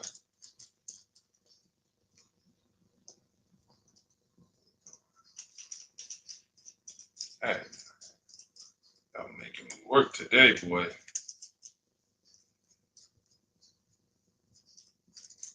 All right. Get all of this set up.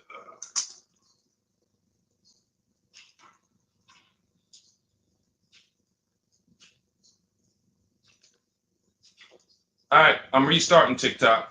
Anybody who wants to jump back on, jump back on. I'm restarting this, and then we're gonna start this class. So I'll see y'all in 1 second. Serious people, I'll see y'all in 1 second. All right, Dolan. We're gonna start. Let me restart TikTok. That way we can we can do what we do. And I'm actually gonna name this car shopping class.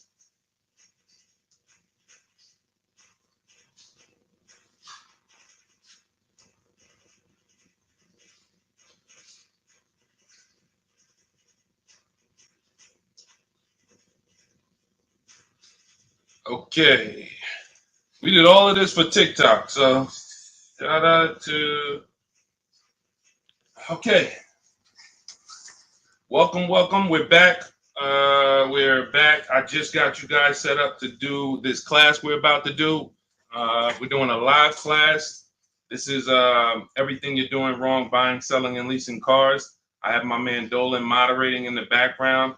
You guys know we do these streams throughout the week, but we're doing something a little different today that a lot of people are going to get value out of.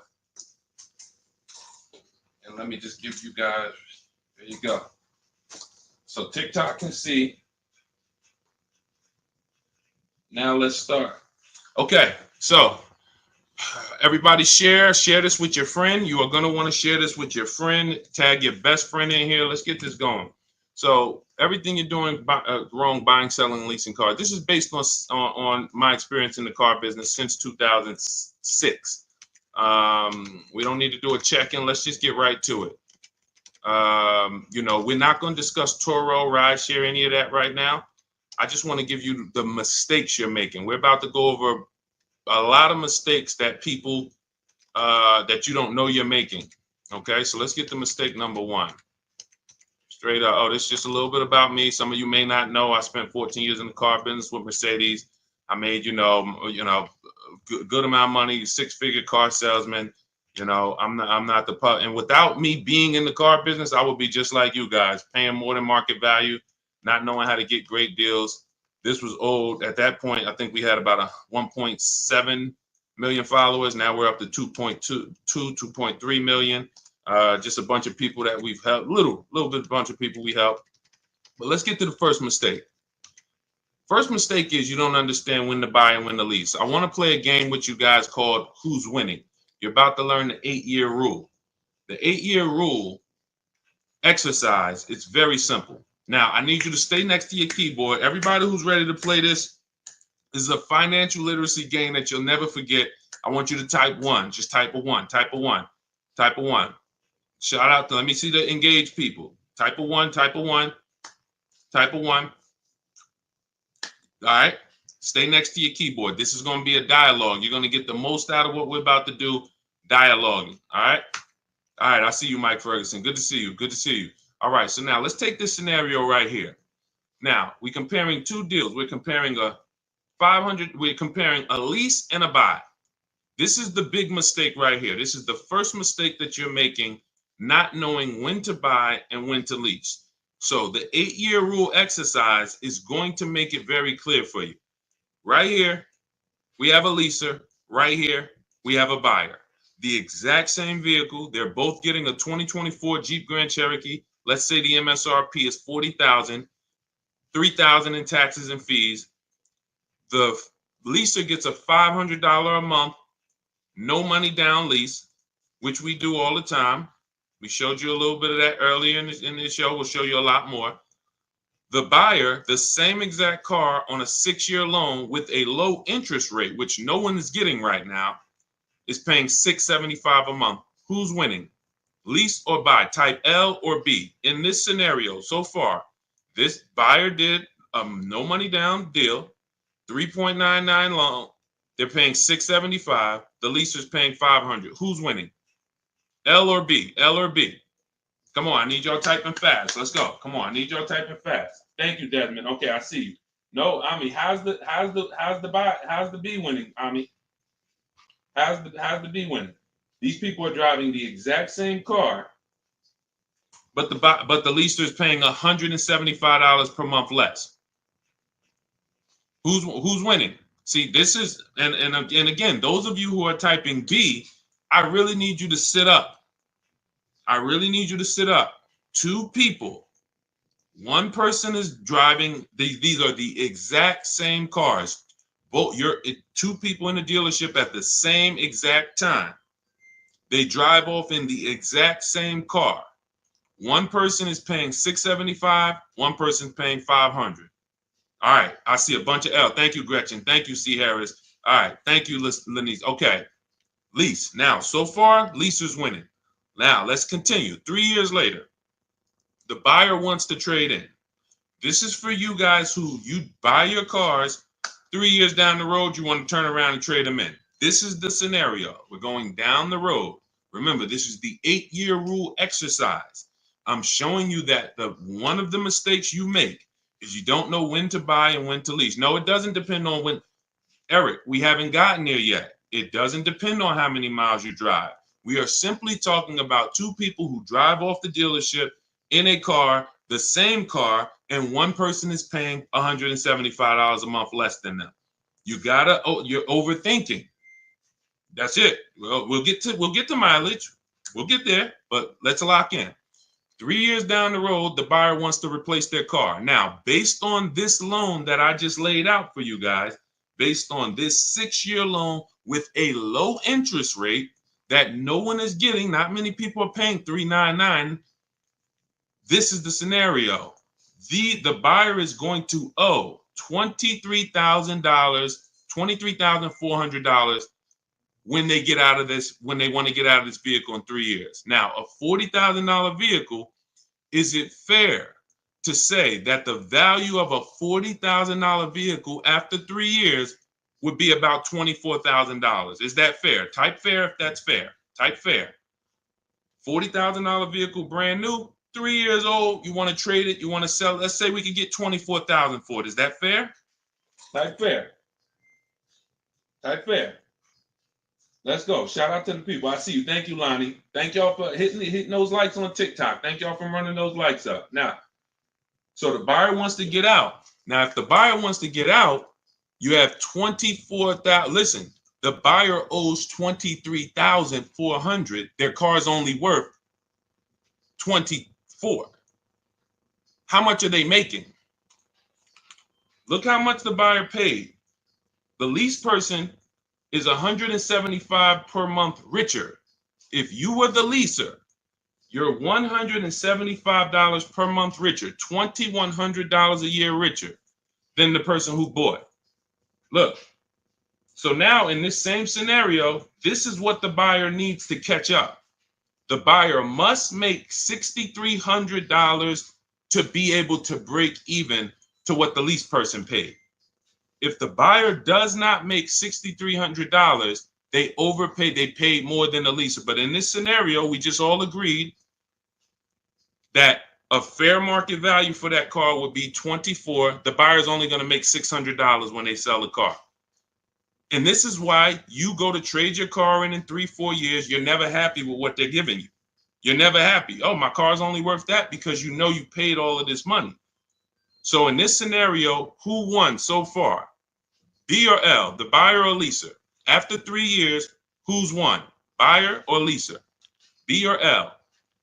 Come on, I need y'all to treat me. See, when we did this class, we do these classes, people engage. We get people engaged. I know it's probably, depending on what time it is, you might like Deshaun. I didn't know I was about to do a car buying class. Well, you're doing one. So let's lock in so that you can protect your money, because it's a lot of people out here that want to take your money, and we want to make sure that that money stays in your bank account. Okay, so far, 3 years down the road, leaser's winning. Everybody's typing L. We can see the lease is winning. So now, what if the buyer had an accident? If the buyer had an accident, is that car worth $24,000? When they go to replace it in 3 years, is that car worth $24,000?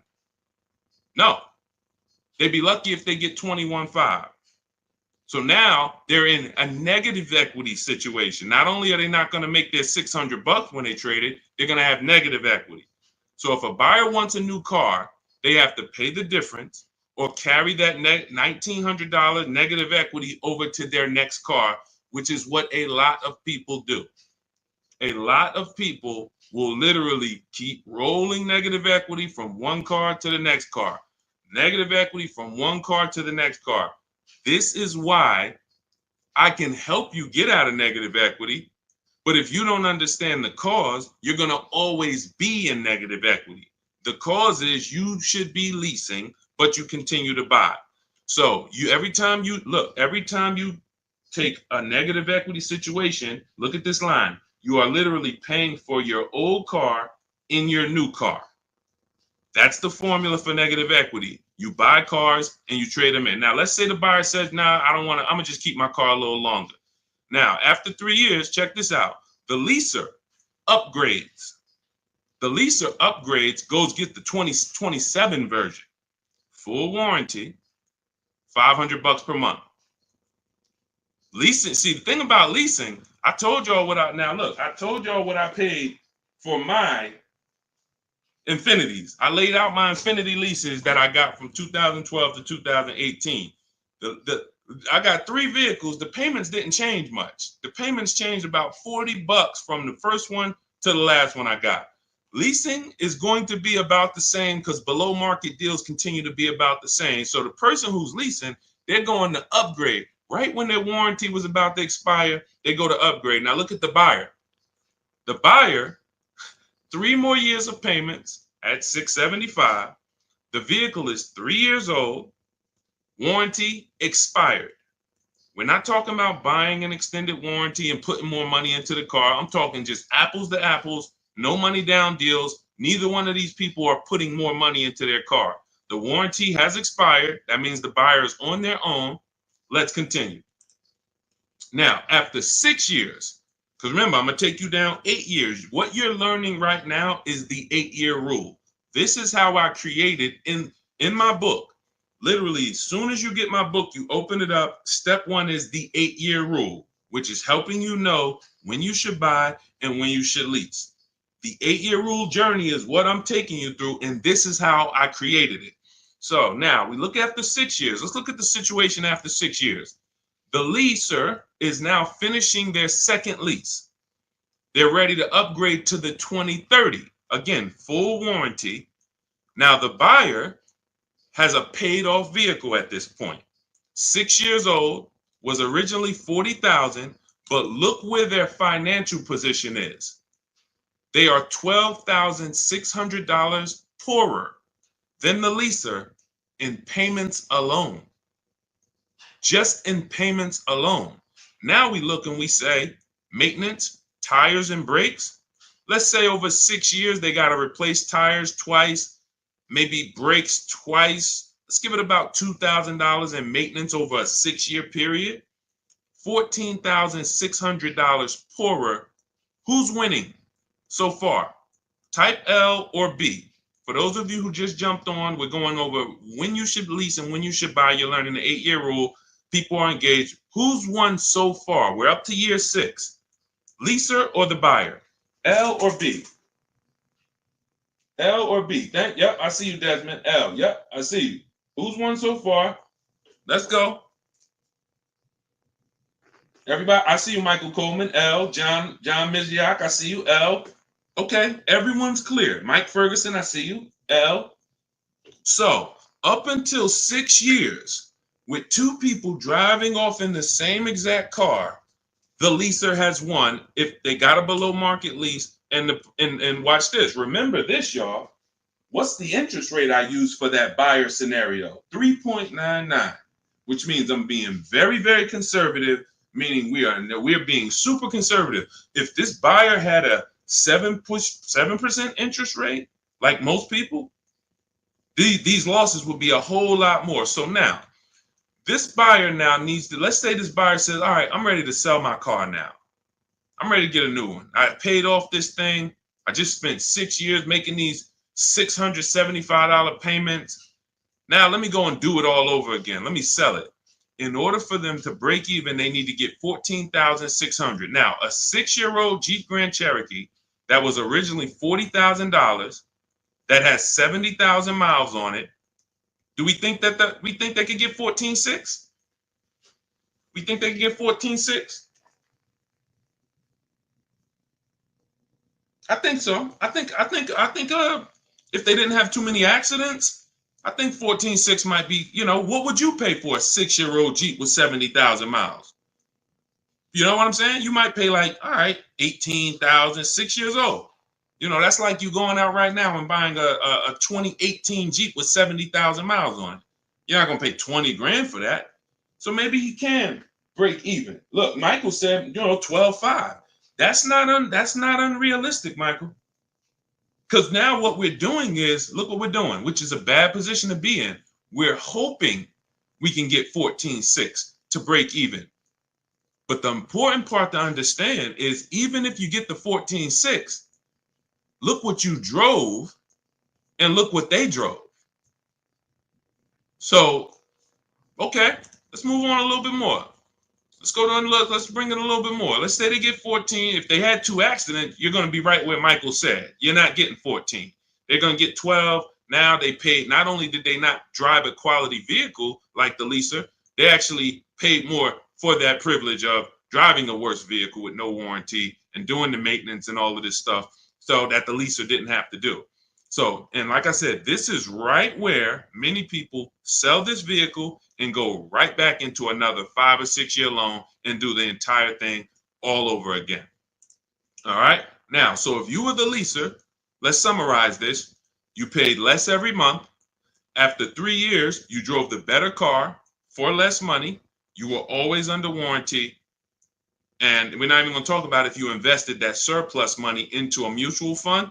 Because people say, oh, well, people who lease are not into like investing and like saving for. No, you have. Look, if I'm paying $100, $200, $300 a month less than you, I can use that money to actually put it into the stock market and gain something versus having that money in my vehicle and miss those years to be able to invest. So now, if you were the person who leased, well, that's an interesting scenario because in my class, listen, we put 30,000 people through this class in 3 years. I get into finances. So I show them what, if they invested it, what would the gains be? So we'll skip that part.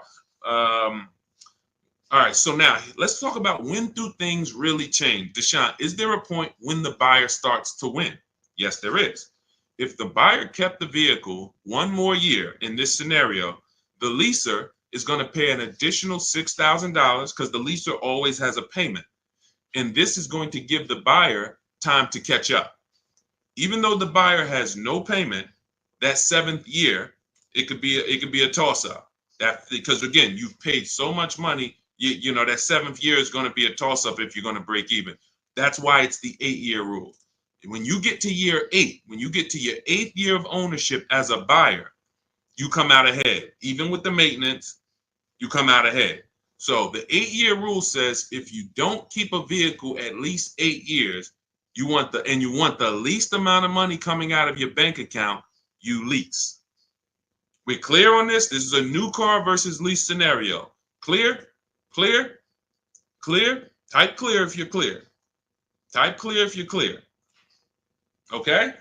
Type clear if you're clear. Now, check this out. Everything that you're learning is inside my new digital book.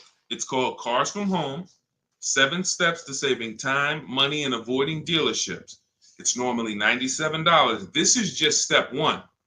The leasing versus buying is step 1. My book is normally $97. It's 5 stars. You can get a copy of it by going to my TikTok bio, my Instagram bio, the YouTube comments, or the Facebook comments, and you'll get my welcome offer, which is 75% off, but it's only for 30 minutes. If you visited the site and that timer started ticking, once it gets to 0, the book is $97. So if you don't want to worry about learning any of this, or you want to avoid all of these mistakes I'm going to be going over for the next couple minutes, go grab your copy, come back to the stream before that timer hits 0. Again, in my TikTok bio, the Instagram bio, Dolan posts a comment in the YouTube and the Facebook comments. Go grab your book. It'll be in your inbox by the time we finish class, and you'll have my blueprint for getting below market leases, purchases, new cars, used cars that you can use for over and over and over and over again. Okay, go get your book. Let's get back to the show. Let's get back to the class. So when people ask me, Deshaun, where'd you come up with the 8-year rule? Now you know it's based on math. It's based on depreciation. It's based on resale value. Okay. Now, I know what a lot of you are thinking, so let's continue to go there. And then again, this is the goal. If your goal is to keep your next car between 8 and 20 years, who has a vehicle that they've had for more than 8 years? Type the number of years you've had it into the chat. Because people might be like, Deshaun, nobody's keeping a vehicle 12 years anymore. Listen, you're about to find out. Look at the chat. I guarantee you, you're going to see some people in here that got vehicles 10 years, 12 years. Sometimes we get people 16 years. Again, you're just realizing, Deshaun, that ain't me. And that's fine. Look, Shay has her vehicle 22 years. Look, Enrique, 13 years. Melanie, 11 years. Look, Desmond, 9 years. Michael Coleman, 10 years. I see. Look, so understand that when you if you're on this side, when you are talking to your family, your spouse, yourself, your child, and you're like, okay, what's the first thing we need to decide? How long are you keeping in that car? But realize your values are not your children's values necessarily. When you ask your child, hey, we're going to get you a car, how many years you going to keep it? Some children long term, I keep it till the wheels fall off. They're like you. Fine. You buy it. But if they're not good, I'll probably keep it a couple years, 3, 4, 5 years, then you should be leasing. Tons of people buy their kid their first car, pay $400 or $500 a month when they could literally instead of paying $400 or $500 a month, they could be like, just got a $365 a month lease. And I had a friend tell me this. He was like, Deshaun, after I learned this, my father bought me my first car, and I was literally like 20, and I was paying $450, almost $500 a month. He would help me with the payment, but it was more money than I really wanted to spend. I should have, and he's like, you should have, hold on, let me see. Look, right here, India, use our system. She used the stuff in the book that you're going to learn in my book on how we get bids for leases. She gets a Hyundai Elantra Limited that has the leather, has the bells on, look, $365 a month, no money down. So your first car could have been that instead of it being a used car. So that's why this is the rules. All right, let's continue. So now, mistake number 2, because that was only mistake number 1, thinking they limit you on mileage. With a lease, you pick the mileage. They don't pick it for you. These are the lease mileage options. 5,000 miles per year on exotic cars and super luxury cars, Bentley, Ferraris, Lamborghinis. Usually they have an ultra low mileage lease, 7,500 miles per year on some luxury brands. And more people are offering low mileage options now, not just some luxury brands, but 10,000 miles per year are most brands. 12,000 miles per year, pretty much all brands. 15,000 miles per year, all brands. Up to 30,000 miles per year, most brands. You pick this. So whenever you hear somebody that leased a vehicle and they said to you, well, I leased, but they limit, they tell you how much you could drive. It's just not true. That's a myth.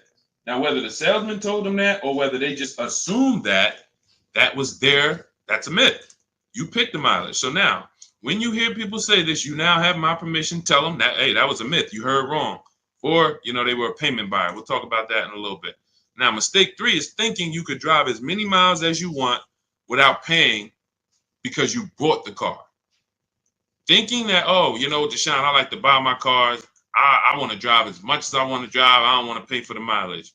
You will not escape depreciation. You are paying. Let me show you how. All right. And everybody who's enjoying this, I want you to type $signs, and then I want you to hit the share button and share this with somebody who needs to hear this, because your friends are out there right now going to dealerships, not knowing this stuff and overpaying for cars. So shout out to the sharers. I appreciate you. I see you. All right. And your best friend's going to be mad when they find out you learning all this. And then they come to you in a month and tell you, man, girl, I just got this horrible car deal. And they're like, oh, you don't know Deshaun? You should have followed this guy, Deshaun. And they're going to ask you, well, how long did you know about him? Why didn't you tell me about him? So So, all right. So now let's go to some high mileage scenarios to the people who like, oh, well, I want to drive as much as I want to drive. All right, let's take this scenario. We're still in a lease versus buy. $750 a month for a high mileage lease. So instead of that old $500 payment, we're just going to assume, and it's not usually that much, that this person went from a 12,000 mile a year lease at 500. They're going to pay $250 more per month because they want to drive $30,000 a month. I mean, 30,000 miles a year, rather. So high mileage lease, $750. Now, the buyer, it doesn't change. Their scenario is the same. $675 per month. They still got the same 6-year loan, no money down. Now who's winning? Now who's winning? See, this is all about looking in the short term, and then we go down the road. In the short term, who's winning here? L or B, lease or buyer? Payment-wise, who's winning? Two people drive off in the same car. Buyer's paying $675 at that interest rate. Leasers, high mileage lease, $30,000, paying $750 a month. Who's winning, L or B? Yep, Michael Cole. Yep, B. I see you, MT. B. All right, I love y'all. I see y'all, man, locked in. Let's go. So B is winning. The buyer is winning at this particular time. The buyer's winning. He's paying less, or she's paying less, driving down the road, driving, lots of miles, thinking, okay, I'm winning. All right, cool. Let's continue. In this scenario, let's go down the road a little bit. Does the buyer really win? Well, the buyer is $2,700 richer than the person who leases. At the end, let's look at, remember, after 3 years, the loan balance on that buy is $23,400. So if this buyer wants to trade this car in, this is where you high mileage drivers who drive 18,000, 20,000, 25,000, but you buy your cars and then you want to replace them in 3 years. This is where you get slaughtered. I'm going to show you right here. 2027, let's say the buyer says, man, all right, I've been driving this, man. I want to get rid of it before it hits 100,000. Now, what is this vehicle that is 3 years old with 90,000 miles worth? We already said earlier that with regular miles, it would be worth about 24,000. That's 36,000 miles. It'd be worth about 24. Is it fair to say 90,000 miles on a 3-year-old vehicle, be lucky to get about 15? And again, think about what you would pay for it. Think about what you would pay. A person comes up, 3-year-old Jeep Grand Cherokee, 90,000 miles on it. Yeah, it was 40,000 brand new, but that car should have about 36,000 on it. It has 90,000 on it. Was it fair to say? Yep, fair to say about 15. Okay, perfect, 15. Now, they owe 23. So when you go to replace it, yeah, you look like you had won $2,700 richer. You got $8,400 of negative equity. That's where you lose. See, you didn't win. You just pushed all of your losses to the back. That's all you did. You're $5,700 poorer than the person who leased. Look. So, okay, before we go to the next mistake, let me show you an example about how easy it is to add a little more mileage to your lease deals. Very simple. Look at Jen. Jen leased. She got her Honda CR-V hybrid. She used our system, everything you'll learn in my book on how to get bids for leases, to get below market leases. She gets her $39,000 CR-V, $512 a month, no money down. That's what's called a 1.3% lease. Her payment is 1.3% of the MSRP. Now, she then upgraded to the 18,000 miles per year for $563. Literally, she went from $512 to $563, $50. She's able to drive instead of 12,000.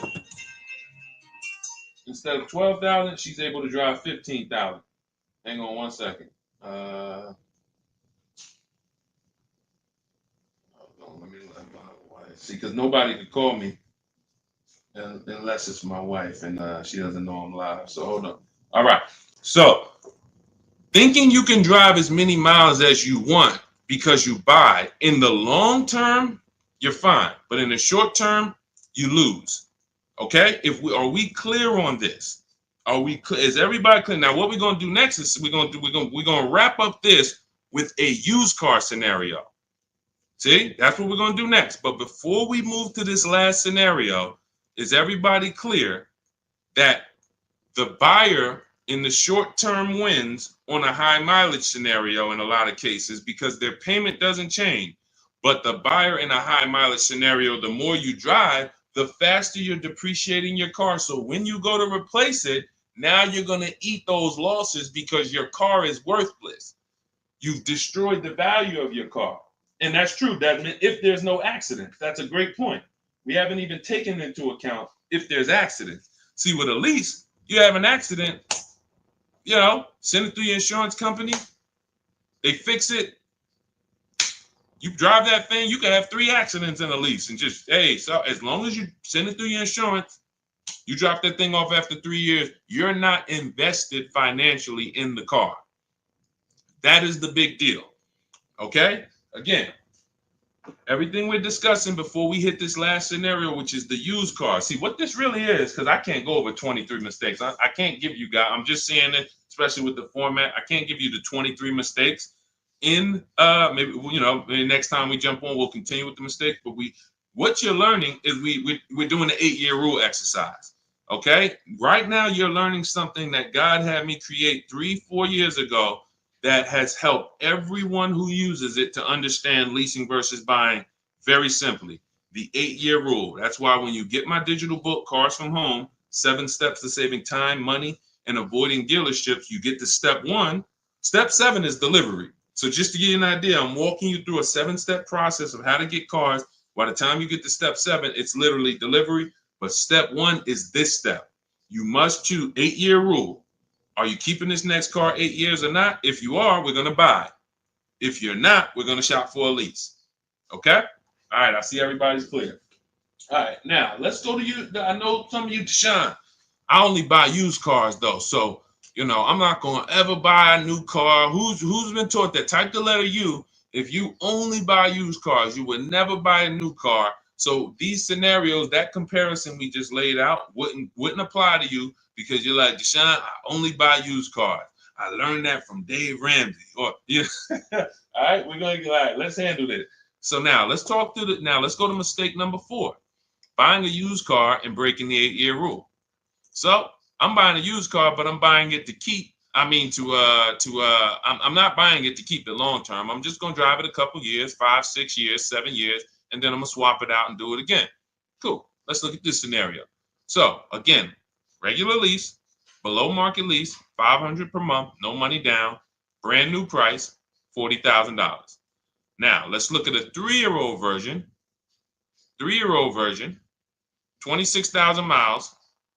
Is it fair to say, and I think when I was doing this, it was 2020. So that let's say it would be about 2021 right now. I think this is my old slide. I didn't pull this up.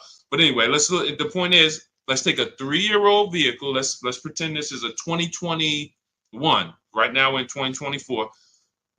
36,000 miles.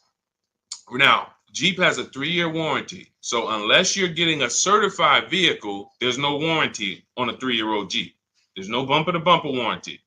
So we're using apples to apples here. Let's say, that you pay $26,000 for it. Is that a fair price? Brand new 40.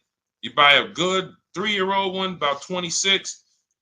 Financing that on a 5-year loan, you'd be at $550 a month. You have $550 a month on a 5-year loan. Now, check this out. At this particular time, who's winning? $550 a month for a 3-year-old Jeep with 36,000 miles and potentially no warranty, or $500 a month on a brand new Jeep, $40,000 vehicle, full warranty. Who's winning? Lease or buy? L or B? This is the used car scenario. Used car scenario. Who's winning? 3-year-old Jeep, $550 a month, brand new lease. Who's winning? L or B? L or B? All right, I see you, Gretchen. L. All right, I see you. MTL, Renee. L. Desmond. L. All right. Everybody's following it. And this is why we've been able to have 30,000 people go through this class, enjoy it, learn a lot. Most people, and especially when I'm going to give y'all a preview of the other mistakes, but maybe we'll hit on those on another stream. But people will come and they will be like, man, I've been making a lot of mistakes, but this is what we need. You can't move to, again, and I wouldn't know this stuff without me being up in the car business since 2006. So don't think, oh man, shoot, I've been messing up. Yeah, but it's a billion-dollar industry that programs you to mess up and doesn't teach you. Like when you're buying a house, you have realtors and trained people with licenses and all of that. This is not that industry. So I don't want you to beat yourself up, but if you continue now, 2 years from now, if you're still making the same mistakes, you're not taking any action to change your situation, you haven't applied anything that I've taught you, then you can, heck yeah, I'm beating you up. How long you been following me? How long you been getting this information and not applying it? So, but we're not going to do that. We're going to take action today, and we're never going to make these mistakes again. Not when it comes to this leasing versus buying. All right, so right now the lease is winning. So after 6 years, let's look at the scenario. $500 a month. The leaser is about to upgrade to a 2030 version. 2030. So they're about to be to their third lease vehicle, brand new, paying their $500 a month, driving brand new cars, hassle free. Now, the buyer has a paid off 9-year-old vehicle. It had 36,000 on it, 36,000 miles when they bought it. Now, we literally have let's say at 12,000 miles per year, that vehicle would now have 106,000 miles and it's 9 years old. $3,600 poorer in payments. They paid $3,600 more to drive an older vehicle with no warranty. After keeping it that long in an older vehicle, we're going to give it about $4,000 in maintenance. And that's just, again, brakes and tires. Let's just not even assume things go wrong. See, I know you're probably thinking, well, Deshaun, something breaks. You being real generous. Yes, I am. Because I don't want people to think, oh, he's gearing us toward this. No, I'm just saying maintenance, tires, and brakes replaced twice. $4,000. $7,600 poorer than the leaser. $7,600 poorer, and you drove a worse vehicle. Now, the buyer needs $7,600 to break even. Will they get it? 9-year-old truck, 106,000 miles, no warranty. Maybe they'll get it. Maybe they'll get 10 grand. Maybe they'll get 3 grand. Maybe they'll get it. They need 7,600 just to break even. What would this vehicle sell for? Maybe 76. Maybe they'll retail it, sell it private party. Maybe they get it. But here's the point. If they don't get it, then what? They must get it. They must get it. And that's just to break even on price. That's not considering the fact they drove an older car. Just to break even in price, they got to get that much money for this vehicle. Okay? So what did you drive for the same money? Old vehicle, 5 years with no warranty, same money. If they can get it. This is the point. Don't break the 8-year rule. Numbers do not lie. No more. Listen, from now on, there's no more, hey, should I buy, should I lease? This is the anchor. Okay? Now you can have both in your household. Me and my wife, I would always get a lease vehicle for her. And then I always kept my vehicle for 7-8 years. And then I stuck because I would buy older vehicles. And then before I learned the 8-year rule, I would keep them by Pontiac. I had about 7 years. Then I sold it to a friend. So I would normally buy, and I bought a Mercedes, used Mercedes that I was going to keep forever, but then it got totaled. So there are situations where things happen and you do plan on keeping a vehicle, but you can't. But when we're buying, we are keeping, and you can have a person lease. So type got it if you got it. Type got it. Type got it if you got it. Type got it in the chat if you got it. Okay? Now, I want to be clear. These are not all the mistakes. You got the 3 pillars of great car deals. Look, who you buy your car from, second pillar. Who you get your loan from, third pillar. Who you sell your old car to. That's mistakes 5 through 7. Then you got, we separate these. That's mistakes 5 through 7, 3 pillars. And then look, who you going to, mistake 9, shopping with down payments. Big mistake. See, I don't want to go over this because we will literally be on this for a long time. And we just, and I just didn't plan on, had I planned on, breaking out maybe an hour and a half to do this, then we could do it. But these are the mistakes. Now, how could you avoid these mistakes? Very simple. Grab my new digital book, Car Shopping for, this is car shopping for people that hate car shopping. But look, hold on, buying your lease out. Look, buying your lease out. Most leases are 3 years. 4-year leases are horrible. We do not do 4-year leases. Lease buyout loans for lower payment. For most people who want to buy their lease, they're going to take a loan out.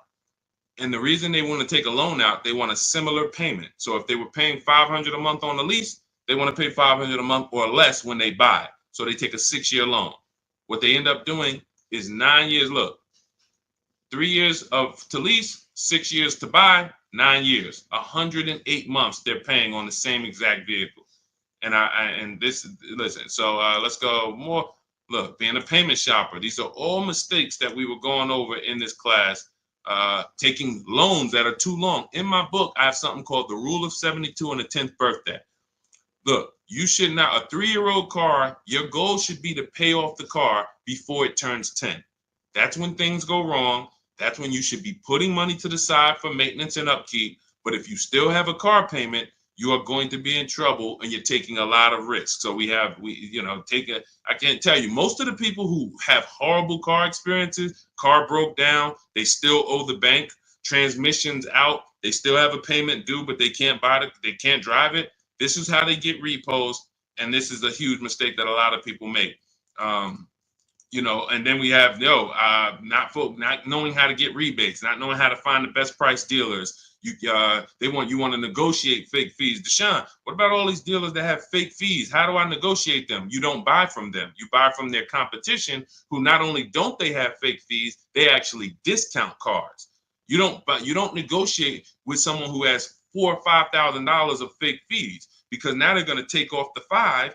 You think you won, good, I got them to take off all the fake fees. But you didn't realize another dealer would have taken off not just the $2,000-$3,000, maybe more. So again, these are the mistakes that literally you will avoid. But now let's go. Rebates, finding rebates. There's all types of rebates too. There's conquest rebates on new cars, loyalty rebates for leases, customer cash, lease cash, military rebate. How do you get these? By making people bid. You can't walk into a dealer and say, hey, do y'all have a conquest rebate? How much is it? They can lie to you. No, we don't have one. But, listen, where are you looking to pay? People don't know how to get the rebates. And look, I remember I sold the Maybach when I was at Mercedes-Benz. You may know it as Maybach. The vehicle had a $20,000 rebate. A $20,000 rebate. Deshaun, is it rebates that big? Well, let me give you an example. Look at Sean. Sean got an F-150 Lightning. Look, shopped around, used our system, used the same things you're going to be using in my book in the step-by-step process. $73,000 vehicle, $15,500 rebate. Now, he didn't just he couldn't walk into a dealer and get that deal. He stayed at home. He got multiple bids, and the best dealer literally not just gave him the $15,500 rebate, took off another $4,990 for him. Give you another scenario. So you don't think, look, Milligan got a Mercedes just a couple days ago, $79,000, and I know I can't zoom in on that, $79,000 vehicle that she literally got for, hold on, let me show you this. TikTok, you can't see this. Look at this. $79,000 vehicle, you can see right here. Look at the rebate. Look at the discount. She got a $20,000 discount, $7,500 rebate. So some people walk in that they want to buy electric cars. Deshaun, I want to buy an electric car because I want to get that rebate money. Yeah, when you think about the rebate money, what about the discount? What about the discount? That market is soft. The electric car market's very soft. We got people getting $8,000, $9,000, $10,000, $15,000 off the price. So this is the stuff that you don't know how to get. These are the mistakes you're making. And then we wrap up here. Let me wrap up, because even in the class, I couldn't go over all the mistakes. So I kind of did a summary of it. Returning your leases instead of selling them. Deshaun, we're selling leases. What do you mean selling leases? How could you sell a lease? Yep, that's a mistake you've been making, not even understanding that you can sell a lease and not understanding how to know if you have equity. Paying cash for cars. If the interest rates are low, you need to be counting costs. Can I use the bank's money at a lower rate? Can I keep my money invested, making me more money? Look, not getting gap insurance when you need it is a $1,000 to $5,000 mistake. I needed gap insurance, didn't get it. Car gets totaled. Not only is my car totaled or stolen, but I got a bill coming. Look, letting a third-party restriction stopping you from selling your equity. Deshaun, I got a third-party restriction. They said I can't sell it. So yeah, listen, that's just, they said you can't sell it. A third-party restriction does not mean you can't sell your lease. It limits who you can sell it to. Negotiating made-up fees. We talked about that. Ordering a vehicle without getting key things in writing. You have a vehicle that's been on order for 3 months, but you have no paperwork, no negotiated deal. You don't know what you're paying. You lost your leverage, and you're going to wait for the car to come, and then they're going to tell you, hey, this is the price. Listen, and they know you waited for it for 6 months, so they know you're not going to back out of it. So they could tell you anything, and you're going to pay it. Waiting until you need a car, 30 days or less, to start shopping. You can't say no. You're desperate. And look, if there's an emergency situation, we deal with emergency situations. Our process in my book literally takes hours, not days. Look at Ansley. Ansley got his 2024 Infiniti QX60. QX60. Look at the time frame. Look at the last sentence. First of all, look at the deal. 2024, $58,000 vehicle, $554 a month, no money down. He only gave him his first month's payment. He drove out. That's a 1% lease. I started the process Saturday, accepted a new deal Monday. They delivered the car to him on Thursday. Delivered the car to him. Look, hours. It doesn't take you to shine. Oh, man, you're going to teach us how to do this, but does it take a lot of time? Listen, I get cars in 90 minutes. You're not going to get cars in 90 minutes your first time using this. It'll take you 3 hours, 4 hours from home, though. All right, so those are the 23 mistakes. Now, I'm going to give you the 2 biggest fears. Hold on, that's people tapping in. Oh, no, this is the end of these slides. All right, let me go back here. Hold on, TikTok. We flip it. If you got value out of that segment real quick, just type $signs. Let me see $signs. I didn't plan on giving y'all that class that I was given that literally, hold on, let me flip my camera. You got value out of that portion, type $signs. If you learn something about, if the 8-year rule is clear to you, type dollar. I see you, MT. Let's go. I see you, Mike. All right, I see you, Dell. I see you. All right. Hold on. Okay, thank you, Gretchen. Look, she lit it up with the $signs. All right, so now what you just learned, this 8-year rule thing, forever in your mind. Forever. I see you, Darren. Forever in your mind. 8-year rule now. That's the leasing versus. As soon as you hear lease, buy, 8-year rule pops in. 8-year rule. And so now another thing I would teach in this class is hold on, let me stop sharing my screen. What is the 2 fears every single car salesperson has? The 2 fears every car salesman has, and you have to use them to your advantage. Thanks, Elmar. I see you. $signs. Shout out to the people who locked in, who got value out of what we just went over. The 2 fears. The first fear is a customer that will not come into the dealership. What is the first question when you get on the phone with any car dealership? One of the first questions they're going to try to say to you. First question. You're not even going to be on the phone with them a long time before the question comes out. What's one of the first questions you're going to hear? Anytime you're on the phone with a car dealership or a car salesman. Thank you, Carissa. When can you come in? So if a person is showing you in your early interactions, this is my intention, within a couple minutes, can you come in for a test drive? Look, exactly. So that means that's their superpower, is getting you in for a test drive. I gotta get you in. Now, that's their biggest fear, is a customer that they can't get in. Can't get them to come in. I can't get them to come into my house, get fascinated by all the fancy cars that a lot of other dealers have, that all my competition has. I can't get them to come in. Big fear. Second fear is the customer who makes them compete against their competition.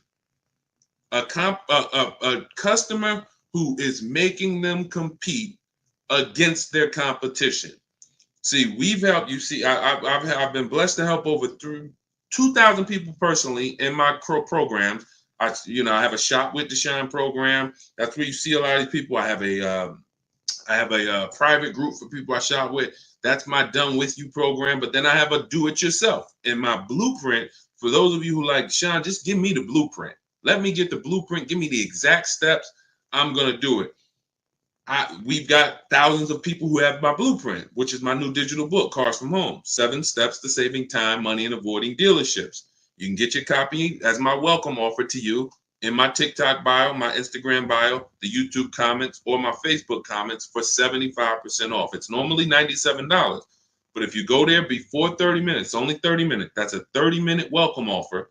If you get there before 30 minutes, you can get it for 75% off, which is $24. So go there, grab your book, come back to the stream. You might still be able to listen to us. But the point is, I know from working with all these people over the last 3 years that 8 out of 10 dealers are not going to give you a below market deal. It doesn't matter how much you negotiate. They're not going, if the below market deal is here and let's say the starting price is here, the below market deal is here, 8 out of 10 dealers are not going to go below this. That's just where they rather sell the car to someone else. They rather sell the car to someone else. I'm not going here. Now, another dealership, what we call the 20%, will go here. So how do we get the dealers that's going to go here? We use the 2 biggest fears that every car salesman has. We combine them. We're not going into the dealership, and we're making them compete against their competitors, and then we're finding the 20% here. That's how you do it.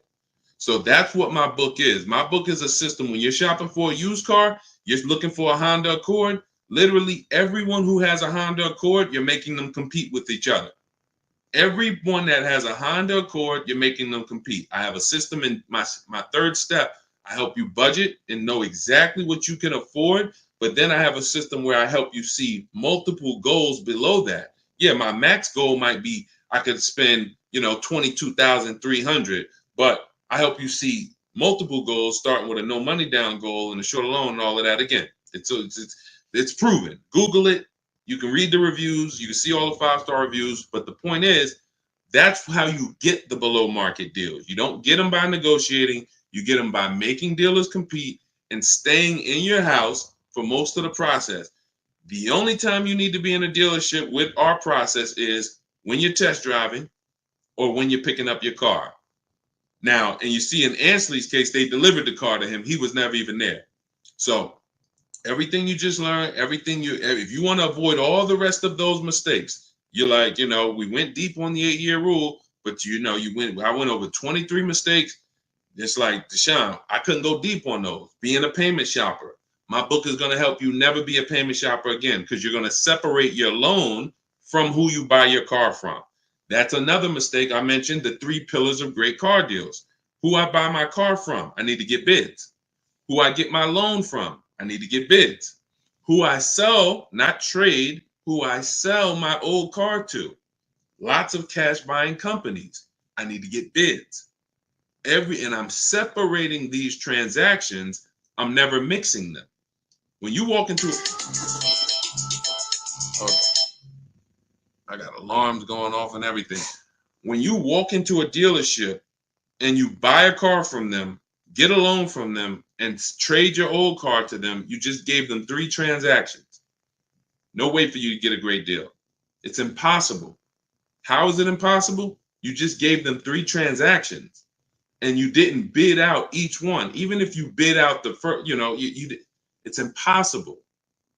There's money in all of them. Okay? So everything you learn to avoid these mistakes and to make sure you're getting deals like the people you saw, go to any of my pages. You'll see dozens and dozens of people who just swear by the Car from Home system. People like you, grandmothers, single mothers, introverts, soft-spoken people. Deshaun, I hate negotiating. This all works for you. And some negotiators, you're like, Deshaun, I negotiate for a living, but I'd rather get bids. I'm a negotiator. I can negotiate. I enjoy it. I would never negotiate for a car. I'm getting bids. And I end with this. I always compare this to like buying a product from 3 different grocery stores. You walk in, see, they've taught you, just come to the closest Nissan dealer. All the prices are the same. Come to the closest Toyota dealership. All the prices are the same. I want you to think of a product. You go into the grocery store. You go in the shop, right? You see the same product. Okay, it's $7.99 here. You go in the shop, Stop and Shop, it's $9.99. You go in the Pathmark, it's $4.99. You go in the Walmart, it's $3.79. How is the same exact product 4 different prices depending on what store you're in? Same thing with cars, but instead of the dollars, my lease over here might be $700 a month. My lease over here might be $600. Matter of fact, let me show you one more scenario just to drive this point home. Let me show you one more scenario to drive this point home. Teddy, because he laid out everything when he got his new BMW.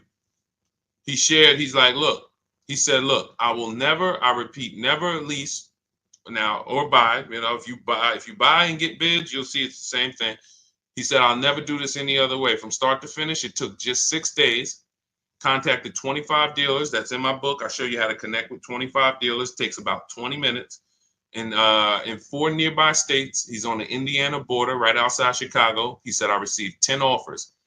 I only used the scripts and provided. Now, I got scripts, email scripts in my course, in my book, not talking scripts. I'm never going to give you talking scripts to say and go in there and now remember what Deshaun told me to say. Never. So now look, he gets a $73,000 BMW, almost $74,000, $856 a month. $856 a month. The dealer's initial offer was $937. I have a calculator in my book where you put all the offers you get in it, and then it spits out counter offers to send to them. He uses the counter offer. He ends up closing his deal at $856 a month. Now look, his highest offer, because remember what I told you, y'all learning a lot today. Remember the 80%. 8 out of 10 dealers are never going to go below this. Doesn't matter what you do. Doesn't matter. You're in the wrong dealer. So he said my highest offer was $1,123 a month from another dealer. There's a dealer that offered him this vehicle for $1,123. That was their best offer. His local dealer, his closest dealer to him, $986. He gets $856 a month. This is the importance of multiple offers. It's not like potato chips where it's a $2, $3, $4 difference. It's $200, $300, sometimes $400 difference. And we already know this. You are going to prove it to yourself when you use this. I see a lot of people saying, I got the book. God bless you. Use it and win. And make sure you send me your deals when you make them. Write me email, Deshaun, check out the deal I just got. I love seeing those. I love seeing the deals you get and bringing them into the show.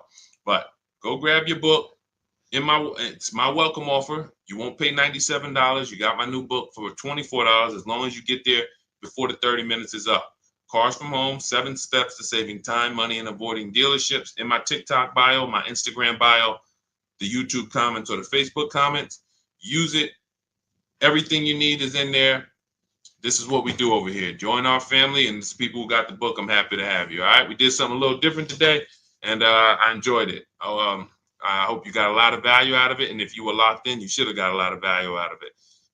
Gretchen said, I love the counter offer calculator. I'm glad. And we used to do this manually, Gretchen. There's 6 calculators in that book, either 5 or we got the counter offer calculator for leases that we invented. We got the counter offer calculator for purchases we invented. We got the perfect budget calculator for purchases. You never seen it. You can't get these the calculators alone are worth the price of the book. This is proprietary software. You can't Google let me find this calculator on Google. It doesn't exist. The true market value, the true value calculator for used cars. This is stuff we invented. This is specific proprietary Cars from Home stuff. That's why I could have said, you know what, I'm going to charge $200-$300 for this book. And then the people who get it, they're going to see this is worth every bit because people are using the book and saving $5,000, $10,000, $8,000 and more. But I priced it at the welcome offer. It's the price of a regular book. But even if you missed 30-minute welcome offer, it's worth $97. It's worth $400.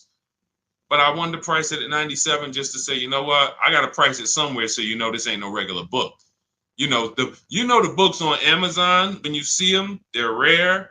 they're $280, $400. You could tell, okay, wait a minute, these ain't no regular book. If you see them for $24, you say, okay, that's a regular book. It's not. But with the welcome offer, you can go and you can pay a regular book price. You get there before 30 minutes, it's $24. So I'm gonna jump off. God bless. 8-year rule. Step 1 in my book. Step 7's delivery. Ask yourself as you use the book, where am I at in the process? You should make sure what step am I on, stay on task. Don't overthink. Literally just follow my steps. Leave your strategy at the door. I don't want your strategy. Bring your goal. That's it. Deshaun, I want this car. That's all we need.